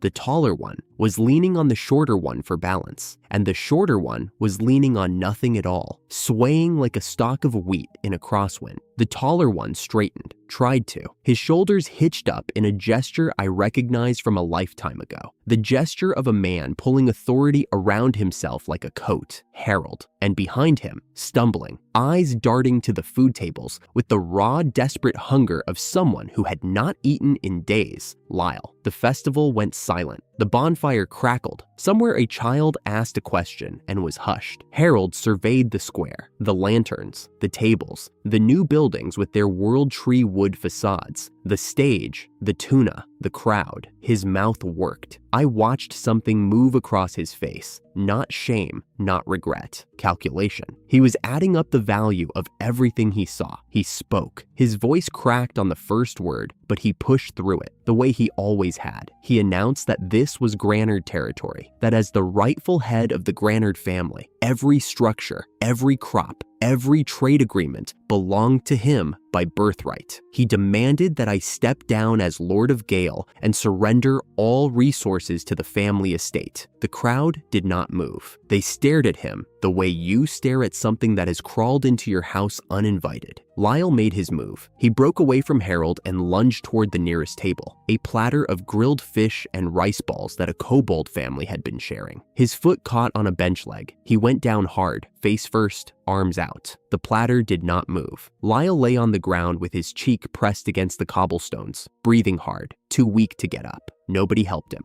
The silence was the worst part. Not angry silence, not shocked silence. The silence of people looking at something that did not belong here and waiting for it to be removed. Every ally I had stood up at the same time. Victor rose first. He did not speak. He just put his hand on his sword hilt and let his full height fill the space. 2 meters of armored general. The message was not subtle. Iris stood from her seat at the head table. She did not look at Harold. She addressed the crowd. She said, in the measured voice of someone reading a court document, that the Granard Estate's lands had been found contaminated with lethal levels of magical salt residue during a royal agricultural investigation, that the soil was dead, that the tenants had fled, that the livestock had starved, that the Granard family had been warned, specifically and repeatedly, about the dangers of their farming methods, and had doubled down on every one of them. She paused, let it settle. Then she looked at Harold for the first time. She told him that the man he exiled to die had done more for the kingdom's food supply in 2 years than the Granard family had done in 10 generations of magical farming. Harold's composure broke. First, the hands started shaking. Then, the knees buckled. He dropped to the ground, crawled forward, and grabbed my boots, both hands around my ankles. His forehead touched the cobblestones. He begged. The words came out broken, wet, stripped of every pretense. He said he was wrong. He said he would do anything. He said his people were dying. He said he just needed food, just a little, just enough to survive the journey back. Eleanor watched from her barrel. She said nothing. Her silence was its own condemnation. A 300-year-old elf princess deciding that a human lord was not worth the breath it would take to dismiss him. I looked down at the man clinging to my feet. I searched for something. Anger, maybe. Satisfaction. The hot rush of vindication that months of exile and labor and building from nothing had earned. Something that matched the size of this moment. Nothing. He was a stranger grabbing a stranger's boots. That was all. I do not recognize these people. I said it the way you say the weather has changed. Flat, final, not a speech, not a declaration. 5 words that cost me nothing because the man at my feet had already cost me everything worth spending, and I had rebuilt without him. I turned to Brock. Remove them. No food, no water, not a grain of salt. Brock did not hesitate. He barked a command. 6 kobolds stepped forward. They had been waiting. Of course, they had been waiting. Brock's people knew what it looked like when a predator wandered into the den. The kobolds lifted Harold by the arms. He screamed, not in pain, in something worse than pain. The sound of a man who had just understood, in the space between one breath and the next, that the door was closed and would never open again. Lyle was still on the ground. 2 kobolds hauled him upright. He did not scream. He wept, quietly, without dignity, the way children cry when they know no one is coming. Harold twisted in their grip. He tried to look back at me as they dragged him toward the gate. He hurled words over his shoulder, curses, threats, promises of vengeance that meant nothing from a man who could not feed himself. The sound of his voice grew smaller as the distance grew, smaller and smaller, until the gate closed and there was nothing left but the crackle of the bonfire and the silence of 300 people who had just watched a ghost get buried. Not a grain of salt. In another life, I had stood at that family's gate with a bag over my shoulder and told them the soil was accumulating salt from their magical farming. I had warned them. My last act of kindness toward a family that had given me nothing but contempt. Lyle had laughed. Harold had turned his back. The salt killed their soil, and now I would not give them even a grain of the substance I had tried to save them from. The symmetry was not poetic. It was arithmetic. You throw away the person who warns you, you lose the thing they warned you about, and then you lose the right to ask for it back. I stood on the stage in the silence. The tuna lay half dissected beside me. 300 faces looked up at me, waiting to see what kind of man I was now that the ghosts were gone. Now, I picked up Trailbreaker. Where was I? The cheer that followed shook the lanterns off their hooks. The festival came back to life, like a heart restarting. I finished the tuna. The belly toro came away in slabs so rich with fat they were almost translucent. Pale pink, marbled with white, soft enough to press a fingerprint into. I sliced them thin, laying each piece across rice I had pressed by hand. Sushi rice, made with red vinegar from sake leaves, seasoned with salt and a trace of sweetness. A dab of ground wasabi root on each, not the fake paste, the real thing, grated fresh, sharp enough to clear the sinuses, and then gone in a second. The crowd had never seen raw fish served as food. They watched the way you watch a magic trick, not sure whether to be amazed or alarmed. I arranged the first pieces on a wooden platter, pale pink and white on white rice. Simple enough to be beautiful. This is sushi. You eat it in one bite. The rice, the fish, and the wasabi are meant to arrive together. Victor reached for the platter. I pulled it back. Not you, not yet. I stepped off the stage, walked past Eleanor, who made a noise of protest, past Brock, who stepped aside without being asked, past Harvey, who was already chewing something he had stolen from a side table. I stopped in front of Celia. She was standing where she always stood, near me, not in the spotlight, but close enough to reach. Her hand was not on her sword. It had not been for a while now. I held out the platter, one piece of toro on perfect rice. You first? Her eyes moved from the sushi to my face. Why me? Because you were there. I did not look away. You were at the Wasteland, at the forge, at the first harvest, at the kobold camp, the tax fight, the border siege. You tasted the first turnip and cried. You drank the first sock and fell over. You built walls with your bare hands when the concrete was still wet. The crowd was listening. I did not care. Everyone at this festival came because the food was good, or the trade was right, or the alliance made sense. You came because a noble family handed you a death sentence escort mission, and you decided to stay anyway. I pushed the platter closer. The first piece goes to the person who never left. She took the sushi, one piece, pink toro on white rice with a whisper of wasabi. She put it in her mouth. Her eyes closed. Her shoulders dropped. Something passed across her face that I had seen once before, the day she tasted that first turnip and cried. But this was different. She did not cry this time. She smiled, not a grin, not a laugh, a small, steady, unshakable smile. The kind that comes from someone who has arrived at a place they did not know they were walking toward and discovered that it feels like home. It is good, Alex. I know. No, she opened her eyes. I mean all of it. Everything, not just the fish. I understood. I did not need her to spell it out. I turned to the crowd. All right, everybody eats. The sushi lasted about 12 minutes. Victor ate 6 pieces in a row and then sat very still with his eyes closed. He said one word. He said it was the finest thing he had ever tasted, and then he ate 4 more. Elainer declared the wasabi a masterwork of botanical refinement and demanded to know the growing conditions. Brock's grandchildren tried a piece each, made identical faces of shock, and immediately demanded seconds. Harvey ate 1 piece, said nothing, and reached for the sake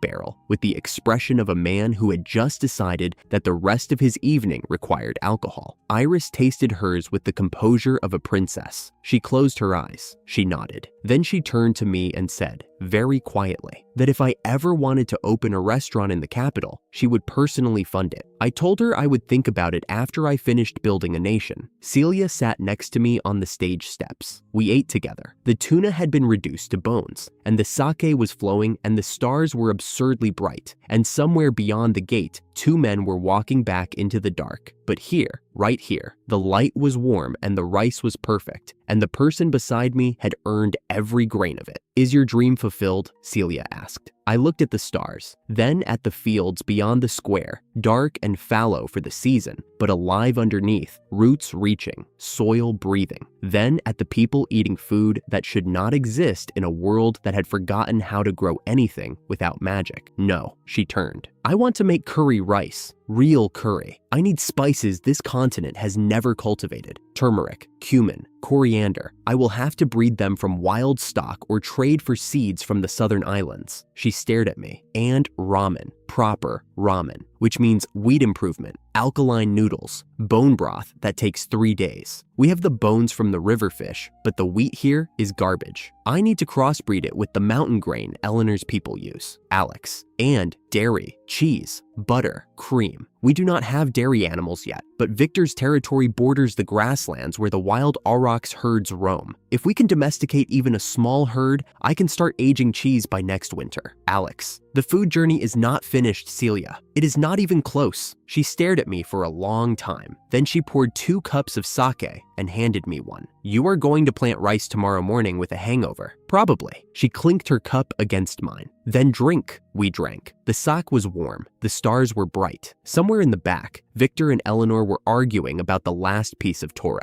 Brock's grandchildren had fallen asleep in a pile under the head table. Harvey was snoring against a barrel. The ghosts were gone. The gate was closed. And the farmer had a list of things to grow that was longer than the list of things he had already grown. And that was exactly how it should be. I finished my cup, looked at the sky, thought about curry. Tomorrow, there would be rice to plant. Summer hit gale like a furnace door swinging open. The crops did not mind. The irrigation and mulch kept the roots cool, but the people minded. Kobolds dragged through their shifts with their tongues out. Harvey closed his forge at noon. Even the elven craftsmen retreated to shade by mid-morning. The real problem was the food, not the supply, the appetite. Heat kills hunger. Rice sits heavy. Soup feels like punishment. Grilled fish that tasted incredible in spring sat on plates with 2 bites taken. I needed spices. Capsaicin to trigger sweat and circulation. Cumin for depth. Turmeric for warmth that tricks the body into eating. In my old life, every convenience store knew this. Summer meant curry, not a preference. Physiology. Celia found me at the kitchen table with a map and 3 trade ledgers. You have that look. What look? The look that means I am about to carry heavy things across a long distance. She sat down. What is it this time? I tapped the southern desert on the map. According to Gordon's route logs, a cat tribe there cultivated spice plants no one else grew. Victor had mentioned them once. He said the church considered their crops heretical. You want to cross a mountain range and enter a desert to buy cooking ingredients. I want to save the summer harvest from going to waste in people's stomachs. She stood, pulled her sword belt off the hook, and buckled it on. When do we leave? Brock's tunnelers got us through the mountain range in 2 days. We emerged into heat that made Gale's summer feel like autumn. I smelled the smoke on the second morning. Not campfire smoke, the sharp smell of something valuable being destroyed. From the top of a dune, I looked down into a shallow basin where the trade road widened. A caravan of wooden wagons forced to stop. A ring of soldiers in white armor, holy knights, gold sun emblems on the chest, long swords drawn, surrounding a group of cat-eared merchants forced to their knees. And in the center, a bonfire. Sacks of spice ripped open and thrown onto the flames. Turmeric powder caught the air in golden clouds as it burned. Cumin seeds crackled and popped. Red chili peppers curled black. Devilgrass. That was what the church called spices. Demonic plants that corrupted the body through pleasure. Food should sustain, not excite. Anything that tasted good was suspect. I had watched people destroy good food my entire previous life. Surplus plowed under. Fish thrown back dead. Fruit rotting because the labor cost more than the harvest. This was worse. This was deliberate. Those are church soldiers, Celia said. We have no authority here. They are burning turmeric. She drew her sword. Try not to start a holy war. I was already running down the dune. The fight lasted less than a minute. Celia hit the formation like a hammer. The kobold porters flanked and disarmed with the efficiency of people trained by Brock to treat ambushes as a team sport. Nobody died. The holy knights were parade ground soldiers who had never fought anything that hit back. I went for the bonfire. Half the cargo was ash. I kicked sand over the flames and pulled out what survived. My hands came away yellow with turmeric and red with chili, and I did not care. A small voice from behind the nearest wagon. Are you going to hurt us too? A girl, barely into her mid-teens, with cat ears pressed flat and wide golden eyes full of fear. She clutched a single sack of spice to her chest. No, I crouched to her level. I am going to buy everything you have left. Her ears lifted, one at a time. Her name was Mia. 3 seasons on this trade route. The Holy Knights had burned her stock twice before, but this time they intended to destroy everything. No one had ever defended her goods. I bought what remained. Enough turmeric, cumin, coriander, chili, ginger, and garlic to supply Gale for months. Mia quoted a price, and I paid it without bargaining. She looked at the coins like she had never seen someone pay without arguing. The bound knight commander was ranting about heresy when he mentioned the name. The Saintess Helena will burn you and your demon grass. On the horizon, something white was moving through the heat shimmer, a palanquin, pure white silk over a gilded frame, and behind it, another squad of holy knights. Celia squinted at the procession. Bad,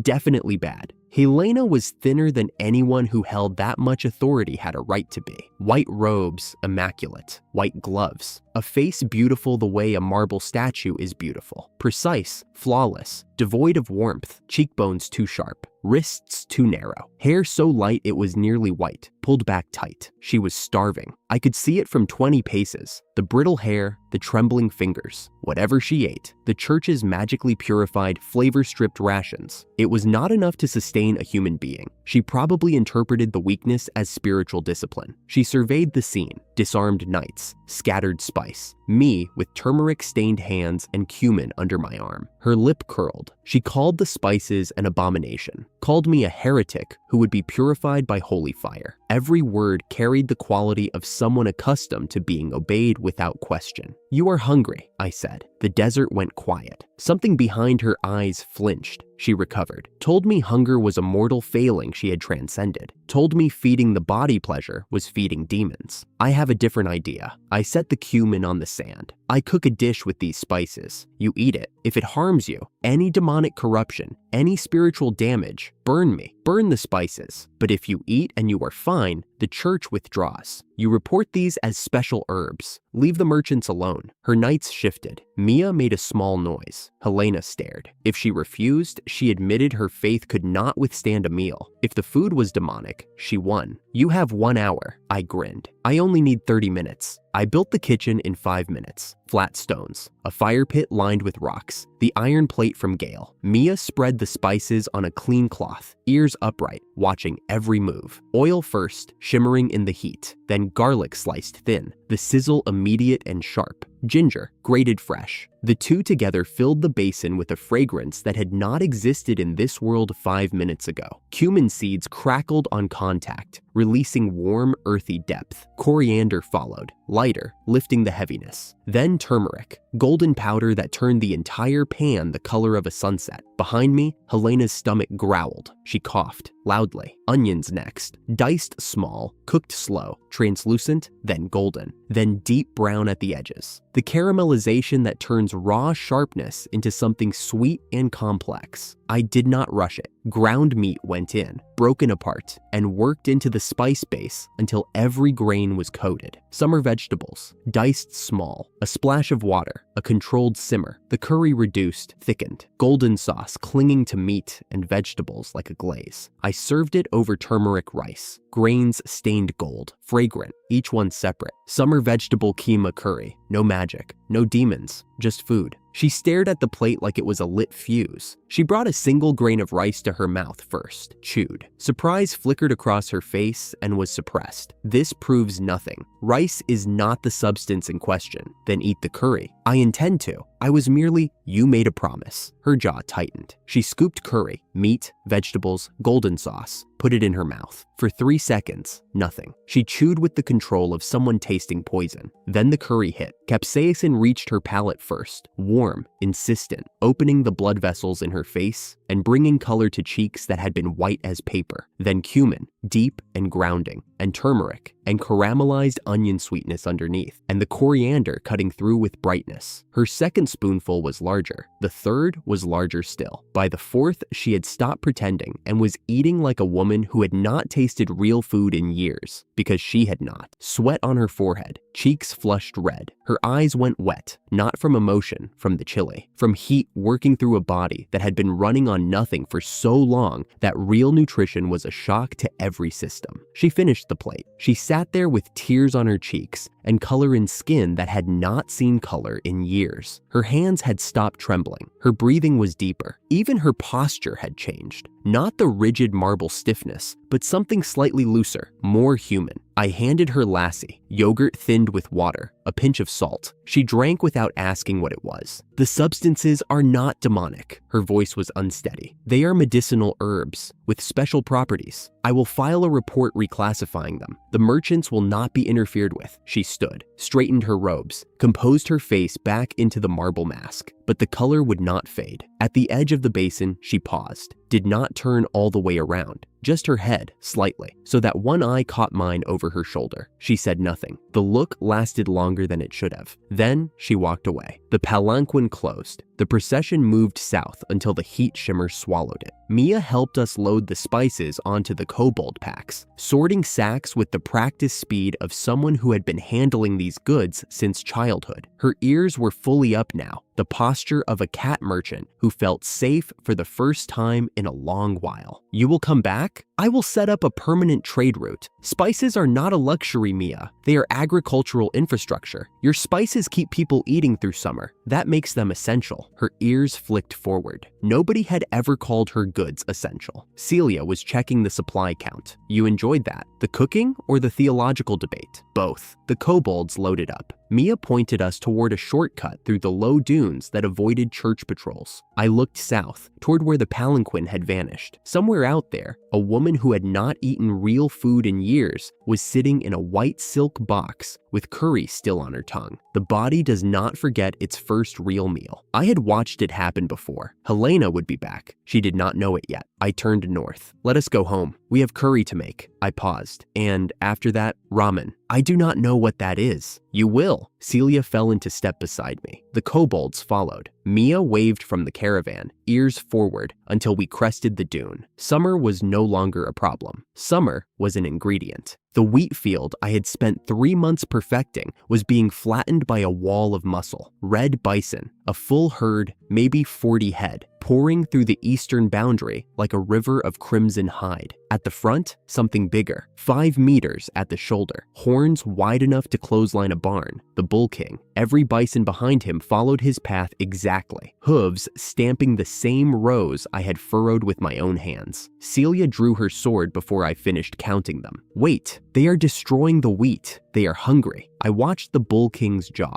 He was not charging. He was grazing, ripping stalks with the frantic speed of an animal that had not found decent forage in weeks. The herd followed because the herd always followed. I knew that jaw. Every farmer does. A hungry herbivore is not a predator. It is a customer. Put the sword away. I have an idea. The failed sake from the brewery, the batches that fermented wrong, too sour, too wild, had been sitting in barrels behind Harvey's forge. I had been meaning to dump them. Now I mixed the spoiled mash with fresh cut grass and grain husks, packed it tight, and let the lactic bacteria do the rest. Fermented silage. In my old life, dairy farmers swore by it. The fermentation made the nutrients easier to absorb and the smell irresistible to any ruminant alive. I filled a trough and set it 50 paces from the herd. The bull king stopped. His massive head swung toward the trough. Nostrils flared. Once, twice. The ears rotated forward. Behind him, 40 bison went still. He walked to the trough, lowered his head, ate. Within a minute, the entire herd was crowding forward, pushing for their turn. The bull king let out a low rumble, not a warning, a sound of satisfaction so deep I felt it in my chest. Celia sheathed her sword. You tamed a 5-meter bull with leftovers from your worst batch of alcohol. Fermented silage. The science is real. I did not doubt the science. I doubted your survival instincts. I named him Big Red. Within a week, the herd had settled into a managed pasture east of the settlement. We had livestock now. Beef, milk, leather, bone marrow. The bison ate better than most humans in this world, and Big Red followed me to the fence line every morning, like a dog the size of a siege engine.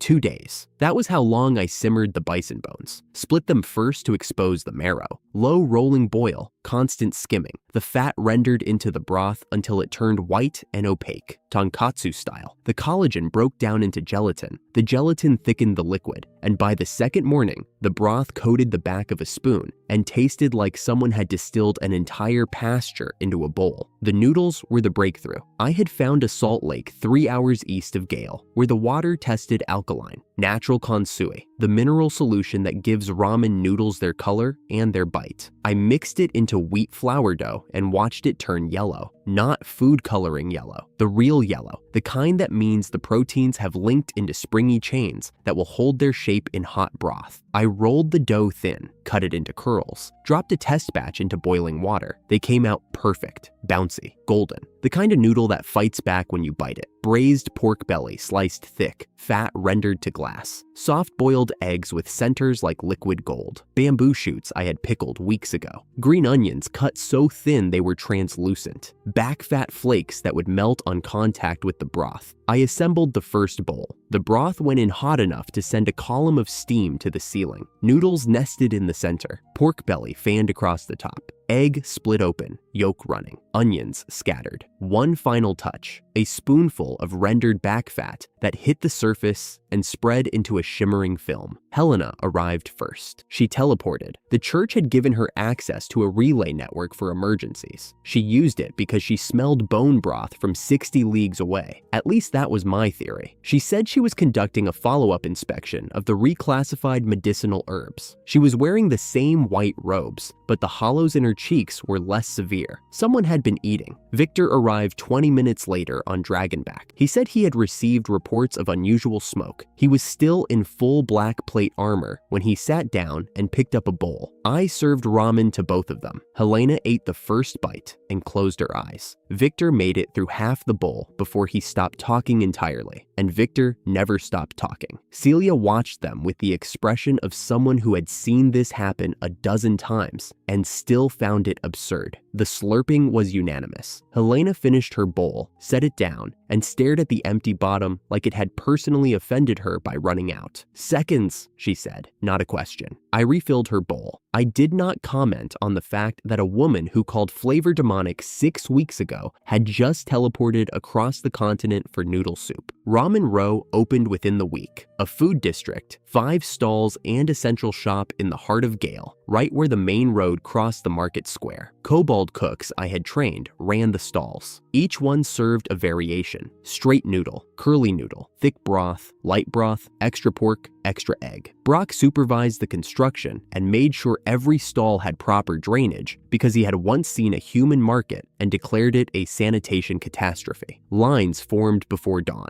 Settlers, traders, kobold miners coming off the night tunnel shift. The elven craftsmen stood in line with everyone else and said nothing about the portions being too large, which was the highest compliment an elf could pay. The broth was good. The noodles were right, but something was missing: depth, umami, the foundation stock that turns good broth into great broth. In my old life, every ramen shop had a secret, and the secret was always dashi, kelp, and dried bonito. I needed the sea. Shoreline was dying. I had expected a fishing village. I found a graveyard. Boats overturned on the beach, hulls cracked, drying racks collapsed, nets tangled into useless knots. The stink of rotting catch left too long in the sun because no one had the courage to go back out. The fishermen told me about the kraken in the flat voices of people who had stopped hoping. Massive, tentacles thicker than masts. It had appeared 3 months ago and claimed the deep water. Every boat that went past the shallows came back in pieces, or did not come back. Their livelihood was 50 meters offshore and completely unreachable. Harvey was already examining the wrecked hulls, running his hand along the shattered planking. Soft wood, no reinforcement. No wonder they snapped. Can you build something that would not snap? His eyes lit up the way they always did when someone handed him an impossible engineering problem. World tree wood for the hull, concrete for ballast and armor plating,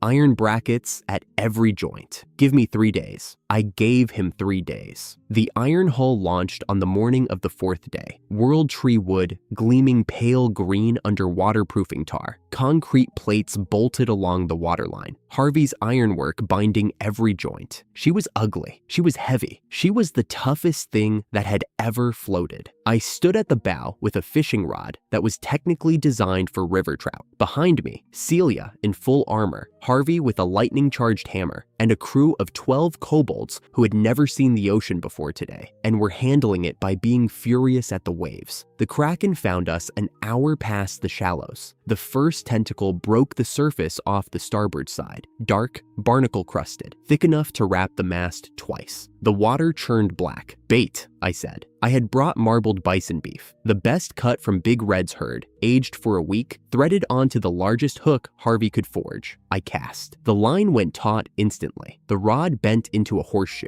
Something enormous pulled from below. More tentacles. 4, 6, 8, erupting from the water, slamming against the hull. The iron hull shuddered, but held. Concrete did not crack. World Tree wood did not splinter. Celia moved. Her sword took the first tentacle clean at the joint where it wrapped the railing. Harvey swung his hammer into a second, and the lightning discharge lit the ocean surface white. The kobolds fired harpoons, not randomly, but in coordinated volleys, pinning tentacles to the hull where Celia could reach them. The kraken surfaced. One massive eye, red and furious, broke the waterline. Its beak opened. I pulled the rod. The hook held. The bison beef held. The line held. Nets. Now. 12 kobolds threw 12 harpoon nets in perfect unison. Brock would have wept. The kraken made terrible sashimi and worse soup stock, but the bullet tuna we netted in the same waters, fast silver fish the size of my arm, driven away when the kraken arrived and now swarming back into cleared water, those were perfect. I filleted the tuna, smoked it over oak, dried it in salt wind for 2 days, while the fishermen watched with the careful attention of people relearning their own trade. The result was katsuobushi, hard as wood, dark as mahogany, concentrated ocean flavor in a block I could shave with a blade. Kelp came from the rocks the kraken had been nesting against. Thick, dark, mineral rich. Exactly what I needed. I filled a pot with cold water, added the kelp, brought it to a slow heat. Not a boil, never a boil, because boiling kelp releases bitterness. Just before the bubbles broke, I pulled the kelp out, added a fistful of bonito flakes. They swirled, released their gold, and sank. 30 seconds. I strained. The liquid in the pot was pale gold and clear. I lifted a ladle to my nose. There it was. Umami so clean it barely registered as a taste, more like a feeling. The ocean floor and the open sky, and every fish that had ever swum, distilled into one stock. Dashi. I served kraken tempura over udon in the dashi broth. The village chief was a weathered old man who had not smiled in 3 months. He took one bite, set his chopsticks down, and covered his face with both hands. He was crying. His fishermen were crying. Celia was not crying,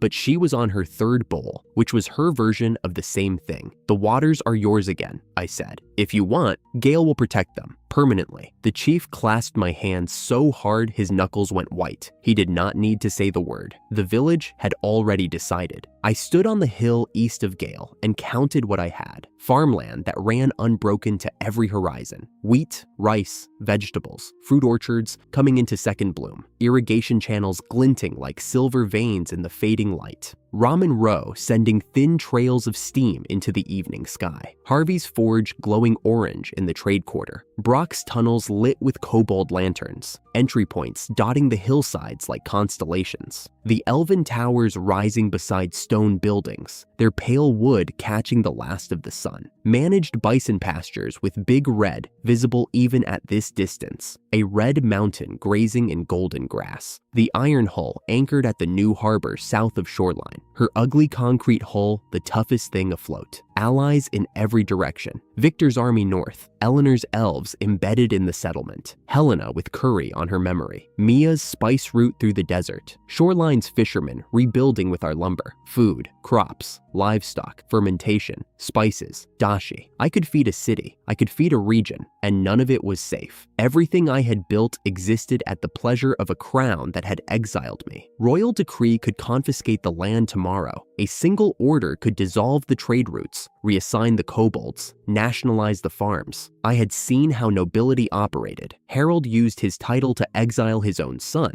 Gavin used tax authority to steal. The church used doctrine to burn spices. Every institution that should have protected people had either attacked them or failed them. A farm could not survive without walls. Walls could not survive without sovereignty. Celia stood beside me. She had been quiet since shoreline. She always went quiet when she was watching me think something large. It is time to build a country. I said it without looking at her. To protect all of this. She did not flinch. She did not ask if I was serious. She did not point out that a farmer declaring sovereignty was an act of war against the crown. She nodded. One nod. Below us, Gale's lights came on one by one. Kobold lanterns, cooking fires, the warm glow of Ramen Row serving the dinner rush. Not enough, not anymore. A farm this size needed a flag. I was going to give it one. The letter had the royal seal on it. Crimson wax, lion and crown, heavy parchment that smelled like the capital. The kind of letter that expected you to bow before you broke it open. I read it once. Then I read it again, slower, because the first time I thought I had misunderstood. I had not misunderstood. King Edmund, sovereign of the realm, protector of the faithful, keeper of the sacred flame, and a dozen other titles that had never fed a single person, demanded the following: the immediate and unconditional return of all Gale territory to the crown, all food stores, livestock, seed reserves, and agricultural tools to be surrendered to royal quartermasters, all farming techniques, cultivation methods, and trade agreements to be disclosed and transferred to the Royal Academy. Compliance within 30 days. Failure to comply would be met with 30,000 troops. 30,000. I slammed the letter onto the table hard enough to crack the wax seal flat. Celia's hand found my shoulder. Not a grip, a steadying pressure. She had already read the letter over my shoulder. She knew. The royal messenger was still standing by the door. A young man, barely 20, pale as milk. He flinched at the sound. "Sit down," Celia said to him, her voice level. She poured him a cup of water and set it in his trembling hand. I was not that calm, not yet. They want everything. I did not raise my voice. 4 years of compost, irrigation, crop rotation, alliances handed over, because a king who never once sent a wagon of supplies to Gale now decides it belongs to him. The messenger swallowed. He opened his mouth to say something, rehearsed probably. An explanation. I cut him off. "Tell me why," he told me. The kingdom was starving. Magic farming had collapsed across the central provinces. The soil was dead, salt white, nutrient stripped, exactly the way I had seen it at my father's estate, except now it covered the breadbasket of the entire realm. Crop yields had fallen to a third of what they were 5 years ago. Famine was spreading from the capital outward. People were dying. I knew this was coming. I had known since the moment I saw the dead garden at the Granard Manor. The whole world had been farming wrong, and the bill had finally come due. That did not make the demand less infuriating. I will never hand over Gale. I picked up the torn halves of the letter and dropped them in front of the messenger. "Tell the king to come himself if he wants my food. I will cook for him." The messenger left. His horse was galloping before it cleared the gate. Celia watched him go. 30,000 is not a bluff. Edmund cannot afford to bluff. His people are starving. He will send them. I know. I was already thinking. That is why we are going to feed them. The sugar beets had been growing in the eastern plots for 2 months. Cold weather crop, thick root, ugly as a fist. Nobody in Gale paid them attention because they tasted like dirt when you ate them raw. I did not want to eat them. I wanted to boil them. I cleaned the roots, sliced them thin, and filled the largest pot with water. Low heat. The sugar leached out over hours. A slow, patient extraction that turned the water pale gold and then amber. I skimmed impurities. I adjusted the fire. I watched the liquid reduce. Crystallization was the part that took the most care. Temperature too high, and the sugar burned. Too low, and it stayed syrup. I found the sweet spot, literally, and let the concentrated liquid cool in shallow trays until white crystals formed at the edges and crept inward. Granulated sugar, clean, white, sweet. The first refined sugar this world had ever seen. I held a pinch to my tongue. Pure sweetness without the mineral aftertaste of honey or the heaviness of fruit syrup. The building block of every dessert in my old life, and the missing piece for one specific dish. Soy sauce, I had. Sake for the alcohol base, I had. Mirin substitute from the rice fermentation, I had. Sugar was the last ingredient. I mixed them in a small bowl. Soy sauce for salt and depth. Sugar for sweetness and caramelization. Sake for fragrance. A splash of the mirin substitute for body. I dipped a slice of raw bison loin into the mixture and laid it on a heated iron plate. The sizzle was instantaneous. Sugar hit the hot surface and caramelized. Soy sauce darkened. The fat rendered from the beef and carried the flavors into a Maillard reaction so aggressive that the aroma punched through the walls. Sukiyaki sauce, the taste of home. I sat there alone in my kitchen, holding a pair of chopsticks over one slice of perfect beef, and planned a war.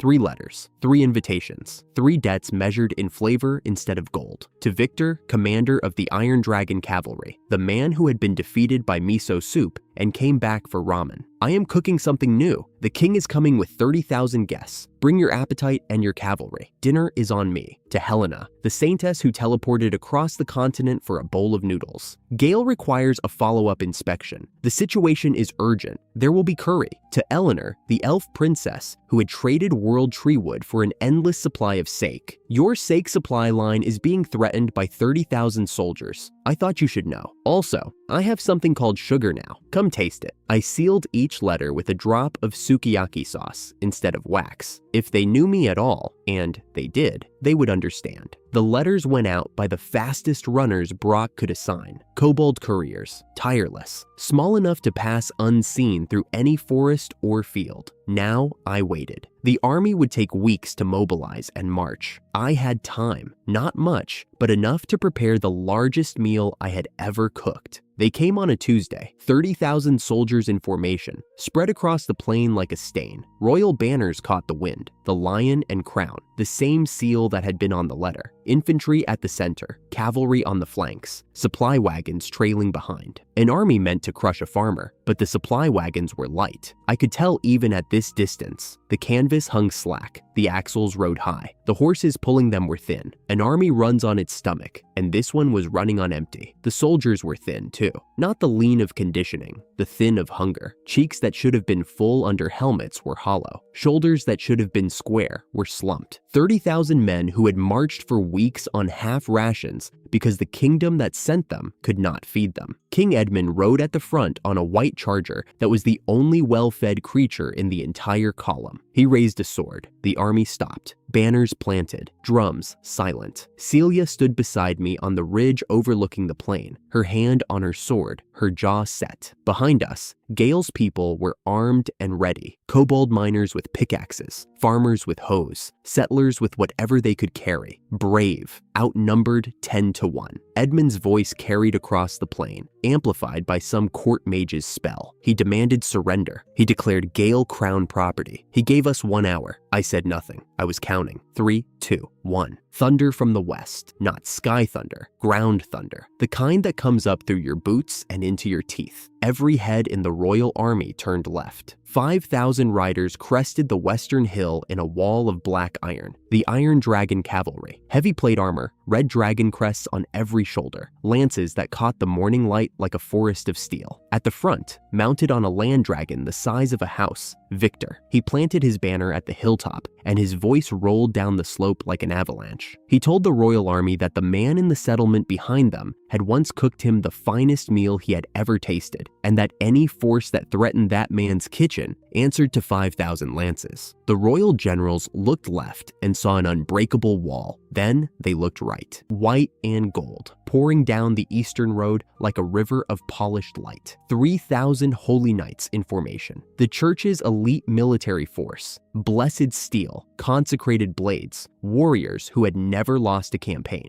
They moved in perfect silence, which was more terrifying than any war cry. At the head of the column, Helena, white robes, platinum hair, ice blue eyes fixed on the royal army with the expression of someone who had come to deliver a sermon and brought an army to make sure people listened. She raised one hand. The column stopped. Perfect. Not a single boot out of line. Her announcement carried across the plain without magic. She simply spoke loudly enough. The church, she declared, had designated Gale a protected site of humanitarian importance. The farmer who lived there fed the hungry without condition, without cost, without asking what faith they followed. That was sacred work. Anyone who disrupted it answered to the Holy See. I watched the royal generals' faces cycle through disbelief, calculation, and something very close to nausea. They had expected a farmer with a pitchfork. They had gotten the church. Edmund's white charger sidestepped nervously. The king looked right, then left, then right again. Then the forest spoke. No warning arrows, no announcement, just silence, and then the knowledge, spreading through the royal ranks like ice water, that the forest behind them was full of drawn bows. Elf archers, hundreds of them, thousands. Their world tree bows were the pale green of living wood, barely visible against the foliage. They had been there since before the army arrived. They had watched 30,000 soldiers march past them and said nothing.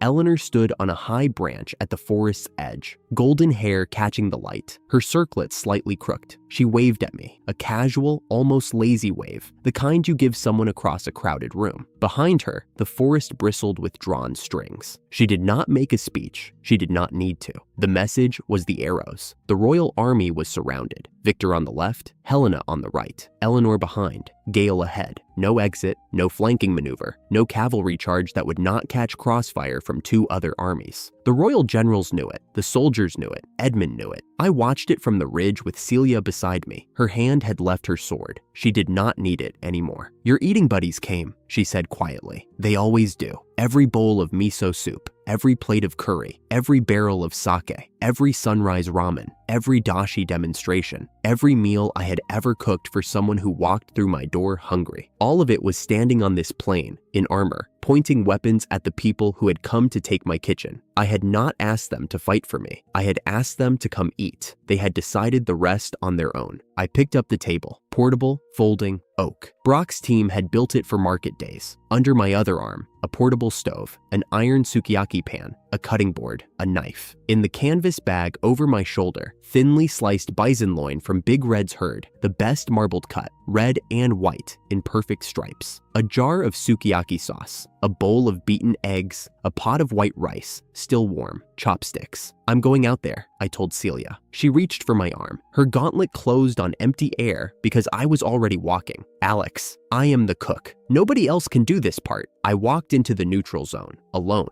No armor, no sword, no magic. A farmer carrying a table and a pan into the space between four armies. 30,000 pairs of eyes watched me set up the table. The silence was so complete I could hear the legs click into place. I set the stove on the table, placed the pan on the stove, lit the flame. From Victor's side, I heard a low whistle. From the forest, nothing, but I knew Eleanor was grinning. I arranged the ingredients on the table. Meat on the left, sauce in the center, eggs on the right, rice behind, everything in its place. The wind was blowing toward the royal army. I had checked before I walked out. A cook always checks the wind. I looked up at King Edmund, seated on his white charger 200 paces away, surrounded by generals and guards. A desperate ruler who had sent 30,000 hungry soldiers to take a farmer's kitchen. "You came for my food." I said it loud enough for the front ranks to hear. "Sit down and eat it." I dropped a cube of beef tallow into the heated pan. It hit the iron and dissolved into a shimmering pool, clear and fragrant, coating the surface in rendered fat. The temperature was perfect, hot enough to sear, not so hot that it smoked. I picked up the first slice of bison loin with my chopsticks. Marbled red meat, sliced thin enough to see light through it. I laid it flat on the tallow. The sizzle was immediate, loud, confident, the sound of protein meeting heat and surrendering. The fat in the marbling began to render, tiny rivers of white turning clear, the meat curling at the edges as it seared. I poured sukiyaki sauce over the beef, soy sauce, sugar, sake, mirin. The mixture hit the pan and erupted. Sugar caramelized on contact. The soy sauce darkened and thickened. The sake alcohol flashed off in a wave of fragrance that climbed straight into the sky. The aroma reached the first row of the royal army in under 10 seconds. I watched it happen.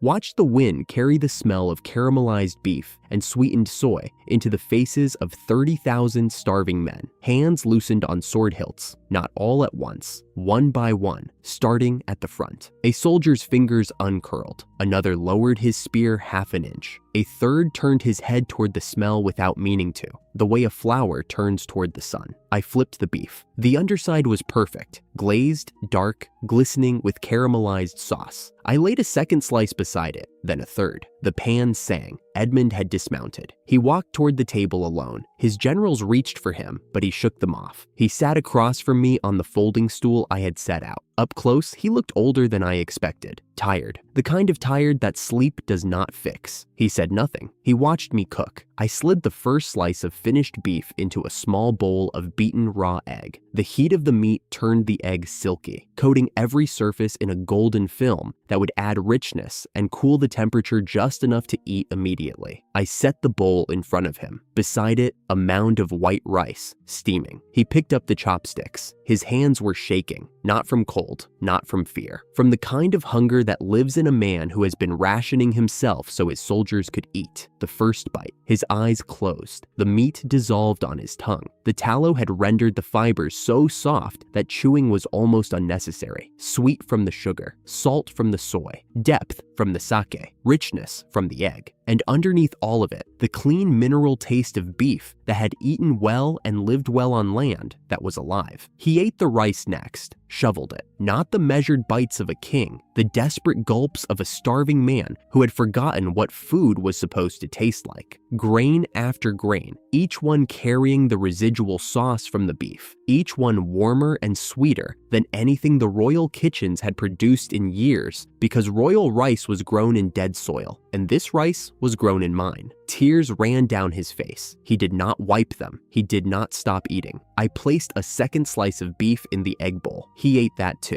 A third, a fourth, more rice. The tears kept coming, and so did the chopsticks. Across the plain, 30,000 soldiers watched their king weep over a meal cooked by the farmer he had come to conquer. He finished, set the chopsticks down, pressed both palms flat on the table as if the wood was the only thing keeping him upright. He admitted he was wrong. Not in those words. Kings do not say those words easily. But he said that the soil of his kingdom was dying, that the magic his court had trusted for generations had poisoned the earth, and that the famine his people suffered was a consequence he did not know how to reverse. He said he had come with an army because he did not know any other way to feed his people. He said the food he had just eaten was the first real meal he had tasted in months. Then he asked, not demanded, asked if there was another way. There is, I said. You do not take my food. You partner with me. Gale teaches your farmers. Gale feeds your people while the soil recovers. In exchange, Gale becomes sovereign, an independent duchy, my flag, my law, my land. No more letters with seals demanding things that do not belong to you. He looked at me for a long time. A farmer in a linen shirt, sitting across a folding table from the king of a crumbling realm, smelling like soy sauce and beef tallow. Agreed, he said. The treaty was signed on the same folding table, with sukiyaki sauce still on the wood. Gale, an independent duchy, my authority, my borders, my people. The crown would recognize it. The church would bless it. The agreement guaranteed food aid to the kingdom for 5 years, with agricultural advisors sent to every province to rebuild the soil from the ground up. In return, the crown relinquished all claim to Gale's land, resources, and people, permanently. I signed with the pen Celia handed me. Edmund signed with a quill from his coat. The ink was barely dry when I stood up and faced the 30,000 soldiers who had marched weeks to destroy my home. You walked a long way, I said. You must be hungry. I raised my hand. Behind me, from Gale's gates, a convoy appeared. Kobold-driven carts, dozens of them, loaded with cast-iron pots the size of barrels. Each pot held gyudon, beef bowls, sliced bison loin simmered in the same sukiyaki sauce, ladled over mounds of white rice. Simple, scalable, the dish that could feed a city in an hour. Brock led the convoy with the pride of a general commanding a supply line. His kobolds moved with practiced efficiency, carts positioned in rows, lids lifted in sequence, the aroma released in waves. The first wave of smell hit the front ranks. The second wave hit the middle. By the third, soldiers in the back rows were already setting down their weapons and walking forward. Not ordered to, not permitted to. They simply could not stop themselves. The smell overpowered every order, every formation, every shred of military discipline. They lined up. 30,000 soldiers lined up for gyudon the way my customers lined up at Ramen Row. Officers next to foot soldiers. Cavalry next to infantry. No rank, no precedent. Just hunger and the promise that the next bowl was coming. Victor rode down from the western hill. He shook his head slowly and remarked that most generals won wars with steel, and here was a farmer winning one with a ladle. Eleanor dropped from her tree and materialized beside a gyudon cart. She pointed out that her elves had contributed the rice, a massive quantity, grown in partnership with Gale's farming techniques in the forest edge paddies. She stole a bowl before the lids were fully off. Helena was harder to spot. She had removed her Holy Knight escort and was standing in the middle of the soldier line, white robes dusty at the hem,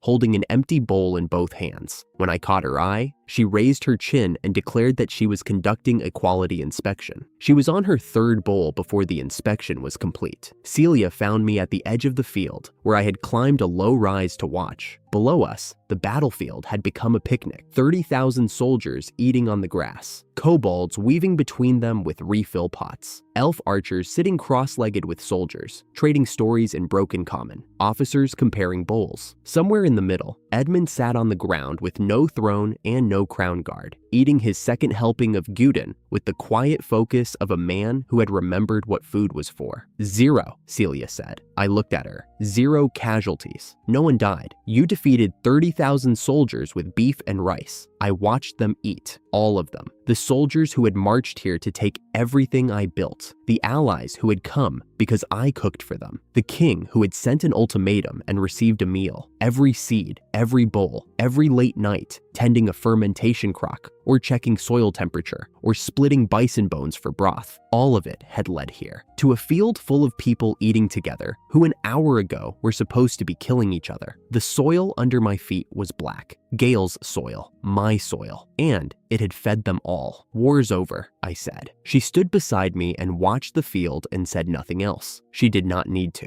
The 30,000 well-fed soldiers below us said it louder than words ever could. A war won with a spoon, not a sword. Everyone was full and nobody was dead. That was the only metric that mattered. The ceremony took 11 minutes. Edmund read the decree aloud, the formal recognition of Gale's independence, the establishment of the Gale Duchy, the transfer of sovereign rights. His voice was steady. He had rehearsed. The words were correct and carefully chosen, and meant nothing compared to the meal he had eaten on a battlefield 3 weeks prior. I signed the document. Celia countersigned as Knight Commander. Edmund pressed the royal seal. It was done. 4 years from exile to sovereignty, and the room smelled like fresh ink and old stone, and the tomato vines climbing the windowsill behind me because the builders had not trimmed them back. Celia straightened her sword belt and told me that I was now officially a duke. I told her the spring planting schedule was 2 days behind. She closed her eyes the way she always did when I said something that was technically true and completely beside the point. Edmund extended his hand. I shook it. He said something about food aid convoys beginning next week and new farming advisors arriving from Gale to train the provinces. I nodded and meant it. His kingdom was starving because of the same dead soil I had spent 4 years fixing, and now the fix would spread. Then he left. Guards, carriage, hoofbeats fading south. The hall emptied. I stood there for a moment with the signed document in my hand, and the only thought in my head was that the eastern tomato rows needed staking before the wind picked up. I was a duke. The tomatoes did not care. That night, I could not sleep. I stood on the northern wall and stared at the horizon. Something was wrong with the sky, not the stars. The stars were fine. It was the air. The wind blew south from the demon lands, and it carried something I had not smelled in this world before. Hunger. Not ordinary hunger. The hunger of an entire realm. Vast, ancient, desperate. I knew the smell because I had spent a lifetime studying what happened to land when the people on it took and never gave back. The scouts confirmed it over the next 2 days. Trade networks out of the northern border towns carried the same report from 3 independent sources. The Demon King had awakened. His realm was dying. The soil had been magically exploited for millennia, far longer than the human kingdoms, and it had finally collapsed completely. Water was rotten. Livestock produced meat that tasted like clay. Forests were bare. The entire demon population was starving at a scale that made Edmund's famine look like a skipped meal. 100,000 troops marching south. Celia received the reports at her command table and asked how many defensive formations I wanted deployed. Victor sent word that his cavalry could reach Gale in 4 days. Eleanor's scouts in the northern forests had already spotted the vanguard,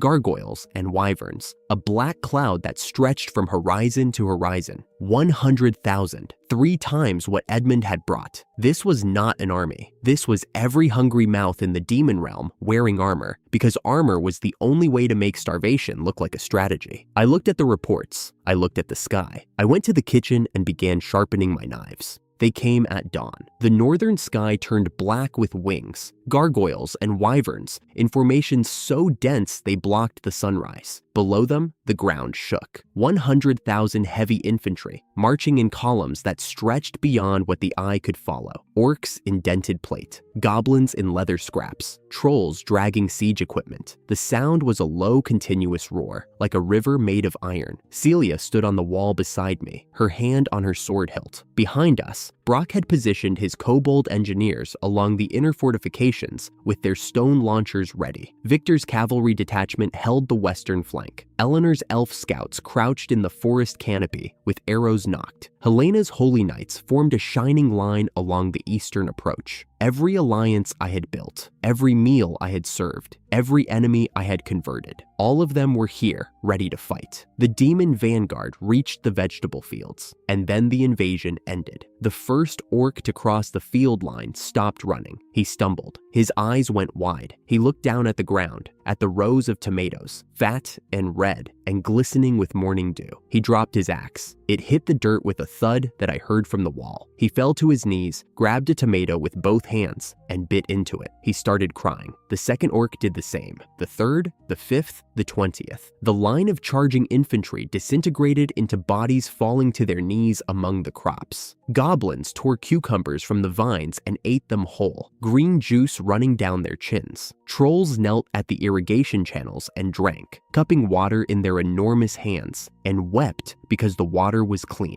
A group of orcs found the cabbage patch and pulled heads of cabbage from the soil and held them to their faces like they were holding children. 100,000 soldiers, and not one of them attacked the wall. I watched from the rampart. I had seen this before. Every time, every enemy was the same enemy, just a different scale of the same hunger. These were not invaders. They were starving people in armor, and the armor had never been the point. "Stand down," I said. Celia turned to me. She did not argue. She had watched me do this 3 times now, with 5,000, with 30,000, with 100,000. The number changed. The pattern did not. "Open the gates," Brock relayed the order. The gates groaned open. I walked through them and into my own vegetable fields, where 100,000 demons were eating and crying and forgetting that they had come here to destroy everything. I had brought my cooking utensils. The Demon King arrived last. He did not come with his army. He came alone, walking through the field of his own weeping soldiers like a man walking through a graveyard, 3 meters tall, twisted black horns curving back from a broad skull, a heavy black cloak that pooled around his boots. His eyes burned amber, and the killing intent rolling off him was thick enough to taste. He stopped at the edge of the clearing where I had set up my table. His army was behind him, eating vegetables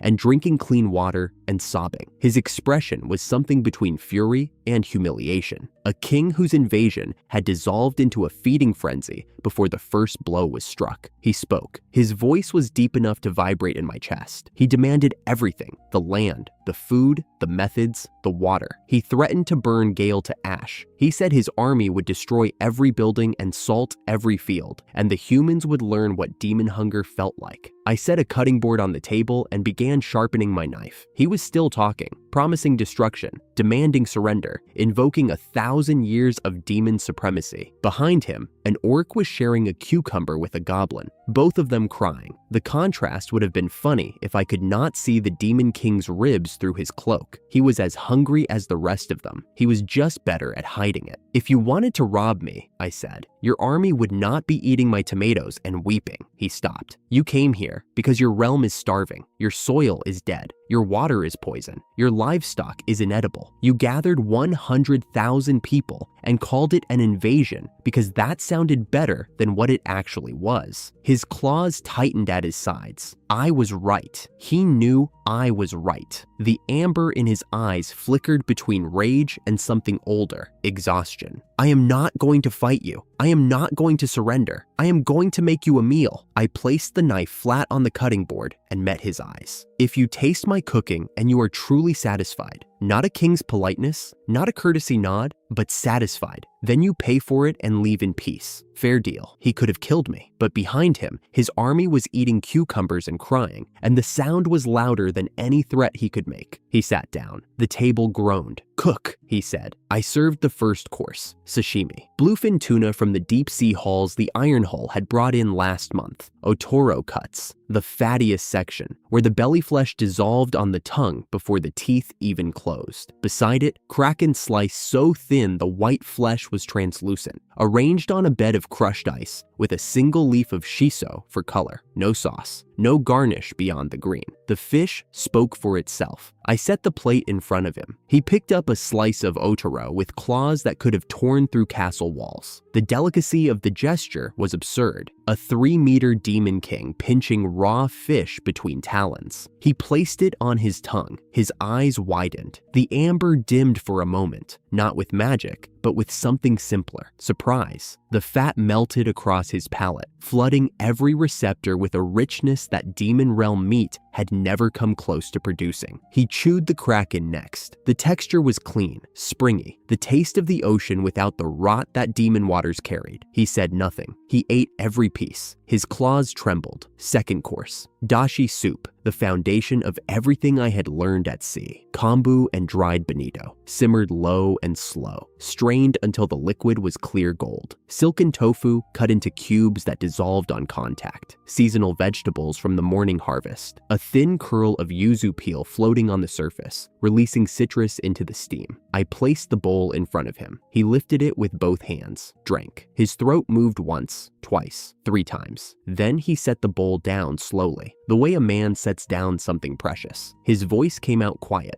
different from the booming threats. He said the demon realm's water tasted of mud and old blood. He said he had never tasted anything that went through him this cleanly, not like liquid passing through the body, but like something washing the body from the inside out. He said he did not have a word for what this soup was. The killing intent that had filled the clearing when he arrived was gone, not suppressed, dissolved. A bowl of dashi had done what every defensive formation on the wall could not. Third course: steak, premium bison sirloin from the herds that grazed Gale's eastern pastures, the same beef that had brought a king to tears. I seared it in a cast iron pan with nothing but salt and a crush of garlic, finished with a glaze of soy sauce and butter, medium rare. The center was warm pink, the crust dark and crackling with the Maillard reaction. I sliced it at the table and arranged the pieces beside a mound of white rice and a bowl of namako miso soup. The miso, my first creation in this world, the weapon that had stopped Victor's army, sat beside the steak like an old friend. He ate the steak in silence, every bite slow. His expression was no longer a king's, it was a man's. He tore no meat, he savored it. The rice disappeared in steady, rhythmic bites, not shoveled the way Edmund had eaten, but deliberate, as if he was trying to memorize the texture. He finished the miso soup last, set down the empty bowl, sat very still. He was not a demon king at that table anymore. He was just someone who had been hungry for a very long time and had finally eaten well. He insisted on paying. That surprised me. The kaiseki had broken every layer of resistance. I could see it in the way he held himself, loose now, no longer coiled for a strike, but his pride had survived the meal intact. He would not accept charity. A demon king who ate for free was no king at all. He reached into his cloak and produced a leather sack. He opened it and poured the contents onto the table. Dark, rough, misshapen nuts the size of my thumb, bitter smelling, covered in a thin, papery husk. They grew wild in the demon forests, he said. No one ate them, too bitter. Animals avoided them. His people had tried grinding them, boiling them, roasting them. Nothing made them palatable. They were worthless. I picked one up, cracked the husk with my thumbnail, breathed in. My hands started shaking. Cacao. These were cacao beans. Not some parallel world substitute, not a close approximation. Actual cacao. The same genus, the same chemical fingerprint, the same bitter alkaloid profile that had launched a 5,000-year love affair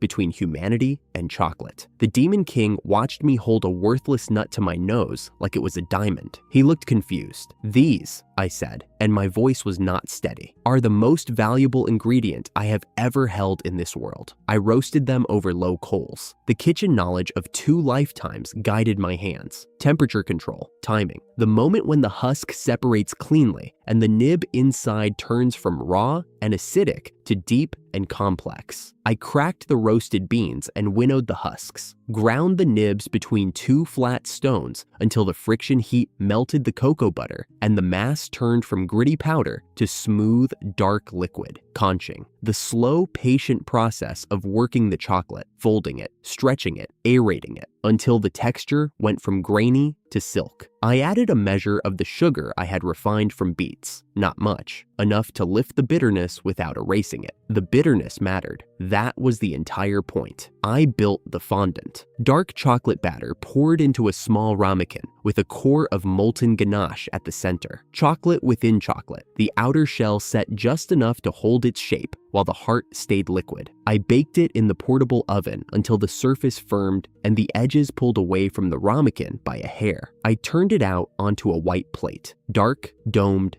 perfect. Beside it, a scoop of vanilla ice cream from Gale's dairy cows, churned with sugar, and a vanilla bean that Eleanor's traders had sourced from the southern islands. A single mint leaf on the ice cream, green against white against dark. I set it in front of the Demon King. He looked at it. He looked at me. "The nuts your realm throws away," I said. "The ones nothing and no one wants. The bitter ones." I pointed at the fondant. "That is what they become when someone takes the bitterness seriously instead of trying to get rid of it." He picked up the spoon. His claws dwarfed it. He pressed the edge into the top of the fondant. The shell cracked. Molten chocolate flowed out, dark, glossy, slow as magma, pooling across the white plate and meeting the base of the ice cream. The heat of the liquid chocolate met the cold of the cream, and a thread of steam curled between them. Bitter and sweet, hot and cold, liquid and solid. Everything that should not work together, working. He scooped a spoonful, chocolate and ice cream together, put it in his mouth. His pupils dilated. His massive body went rigid, then trembled, not from power, not from magic, but from the experience of tasting something so far beyond his frame of reference that his senses could not categorize it. The bitter cacao he had dismissed as waste. The sweet cream he had never imagined. The contrast of temperatures that turned a single bite into a journey from fire to snow. He set the spoon down. He sat there for a long time. Then he reached to his side and unbuckled his demon sword, a black blade as long as I was tall, humming with dark energy, and laid it flat on the table between us. The wood creaked under its weight. His voice was barely above a whisper. He said that he had come here to conquer. He said he had imagined burning this land and taking its secrets. But destroying humanity would mean a world where no one could make this. He could not accept that. The sword on the table was not a threat. It was a concession. I looked at the blade on the table and the empty plate beside it, and the Demon King, whose eyes were still wide from a spoonful of chocolate fondant. "Trade deal," I said. "Your realm ships cacao beans to Gale. We ship food, farming techniques, and soil restoration knowledge to the demon lands. Your people eat. Our people get chocolate. Nobody dies." He extended a clawed hand across the table. I shook it. His grip could have crushed stone. He was gentle. History would record that the war between humans and demons ended at a table, that the Demon King was disarmed by a spoon,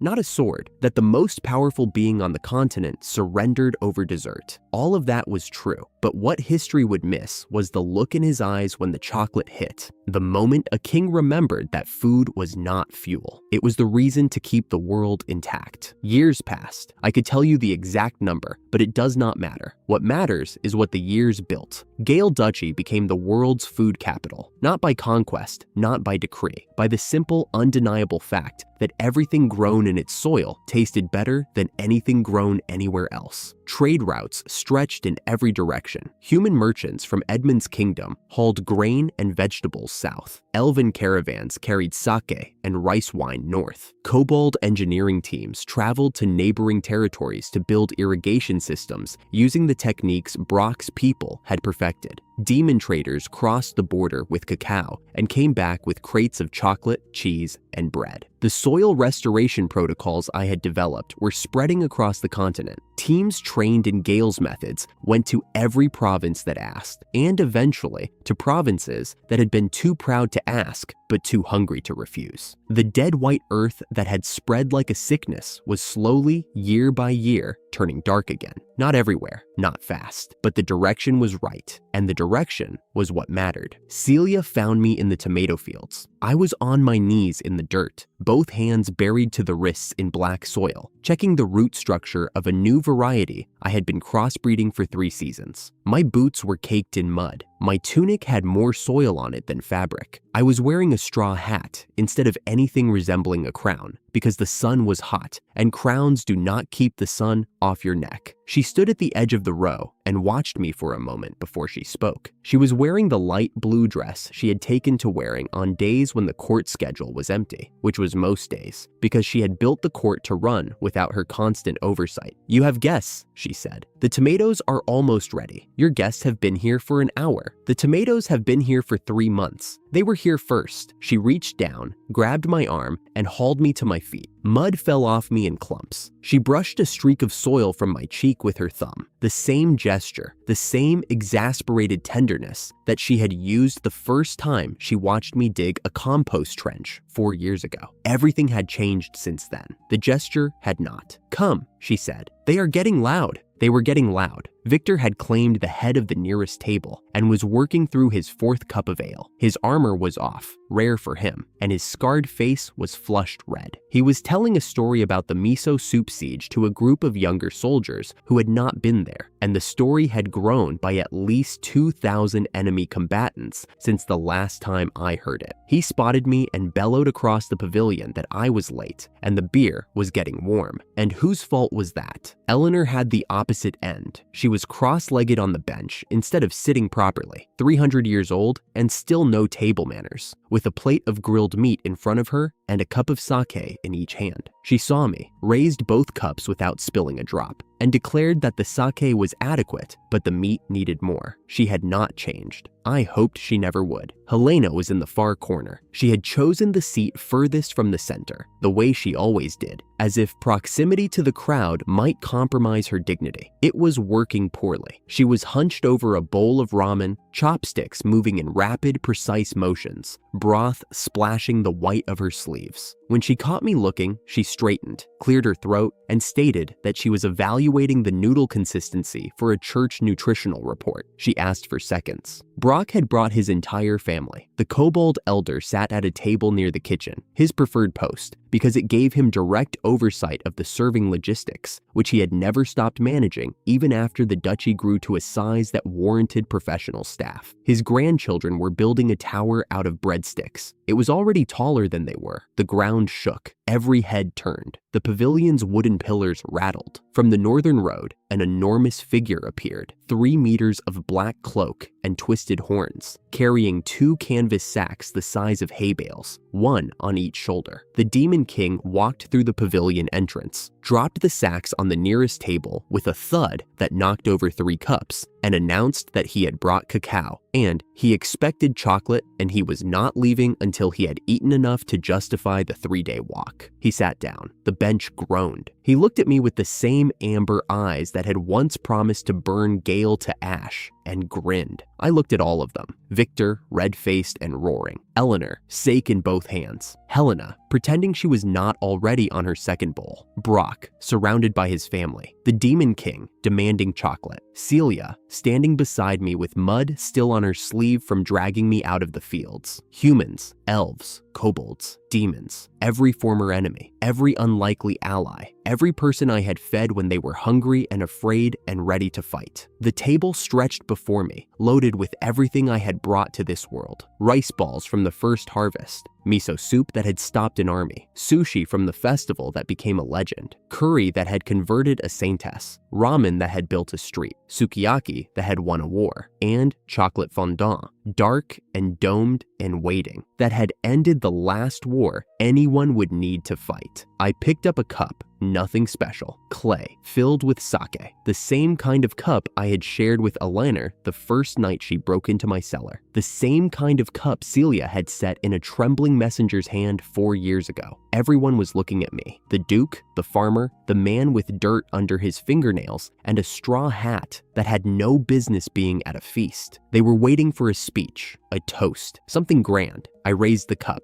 Let us eat. The cheer that went up shook the rafters. Cups clashed. Plates were passed. Victor roared. Eleanor laughed. Helena tried to maintain composure and failed immediately. Brock's grandchildren knocked their breadstick tower into a bowl of miso, and he scrambled to rebuild it. The Demon King was already cutting into a fondant, and the look on his face, the same look every time. That moment when the shell cracked and the chocolate flowed, told me everything I needed to know about whether the trade deal would last. Celia touched my arm, quiet, amid the noise. She did not say anything. She did not need to. We had been standing in fields together since the beginning, since the dead soil and the exile, and the first turnip that made her cry. Everything between that turnip and this table was just the harvest getting bigger. I sat down. I ate. The food was good. It was always good. Outside the pavilion, the sun was setting over Gale, over the fields and the paddies and the orchards and the Ramen Street and every other thing that had grown from one patch of black soil the world had thrown away. A farmer's paradise, built from nothing, fed by everything. I had started with a handful of dirt and a hoe. I had ended with a table big enough for the whole world. That was enough.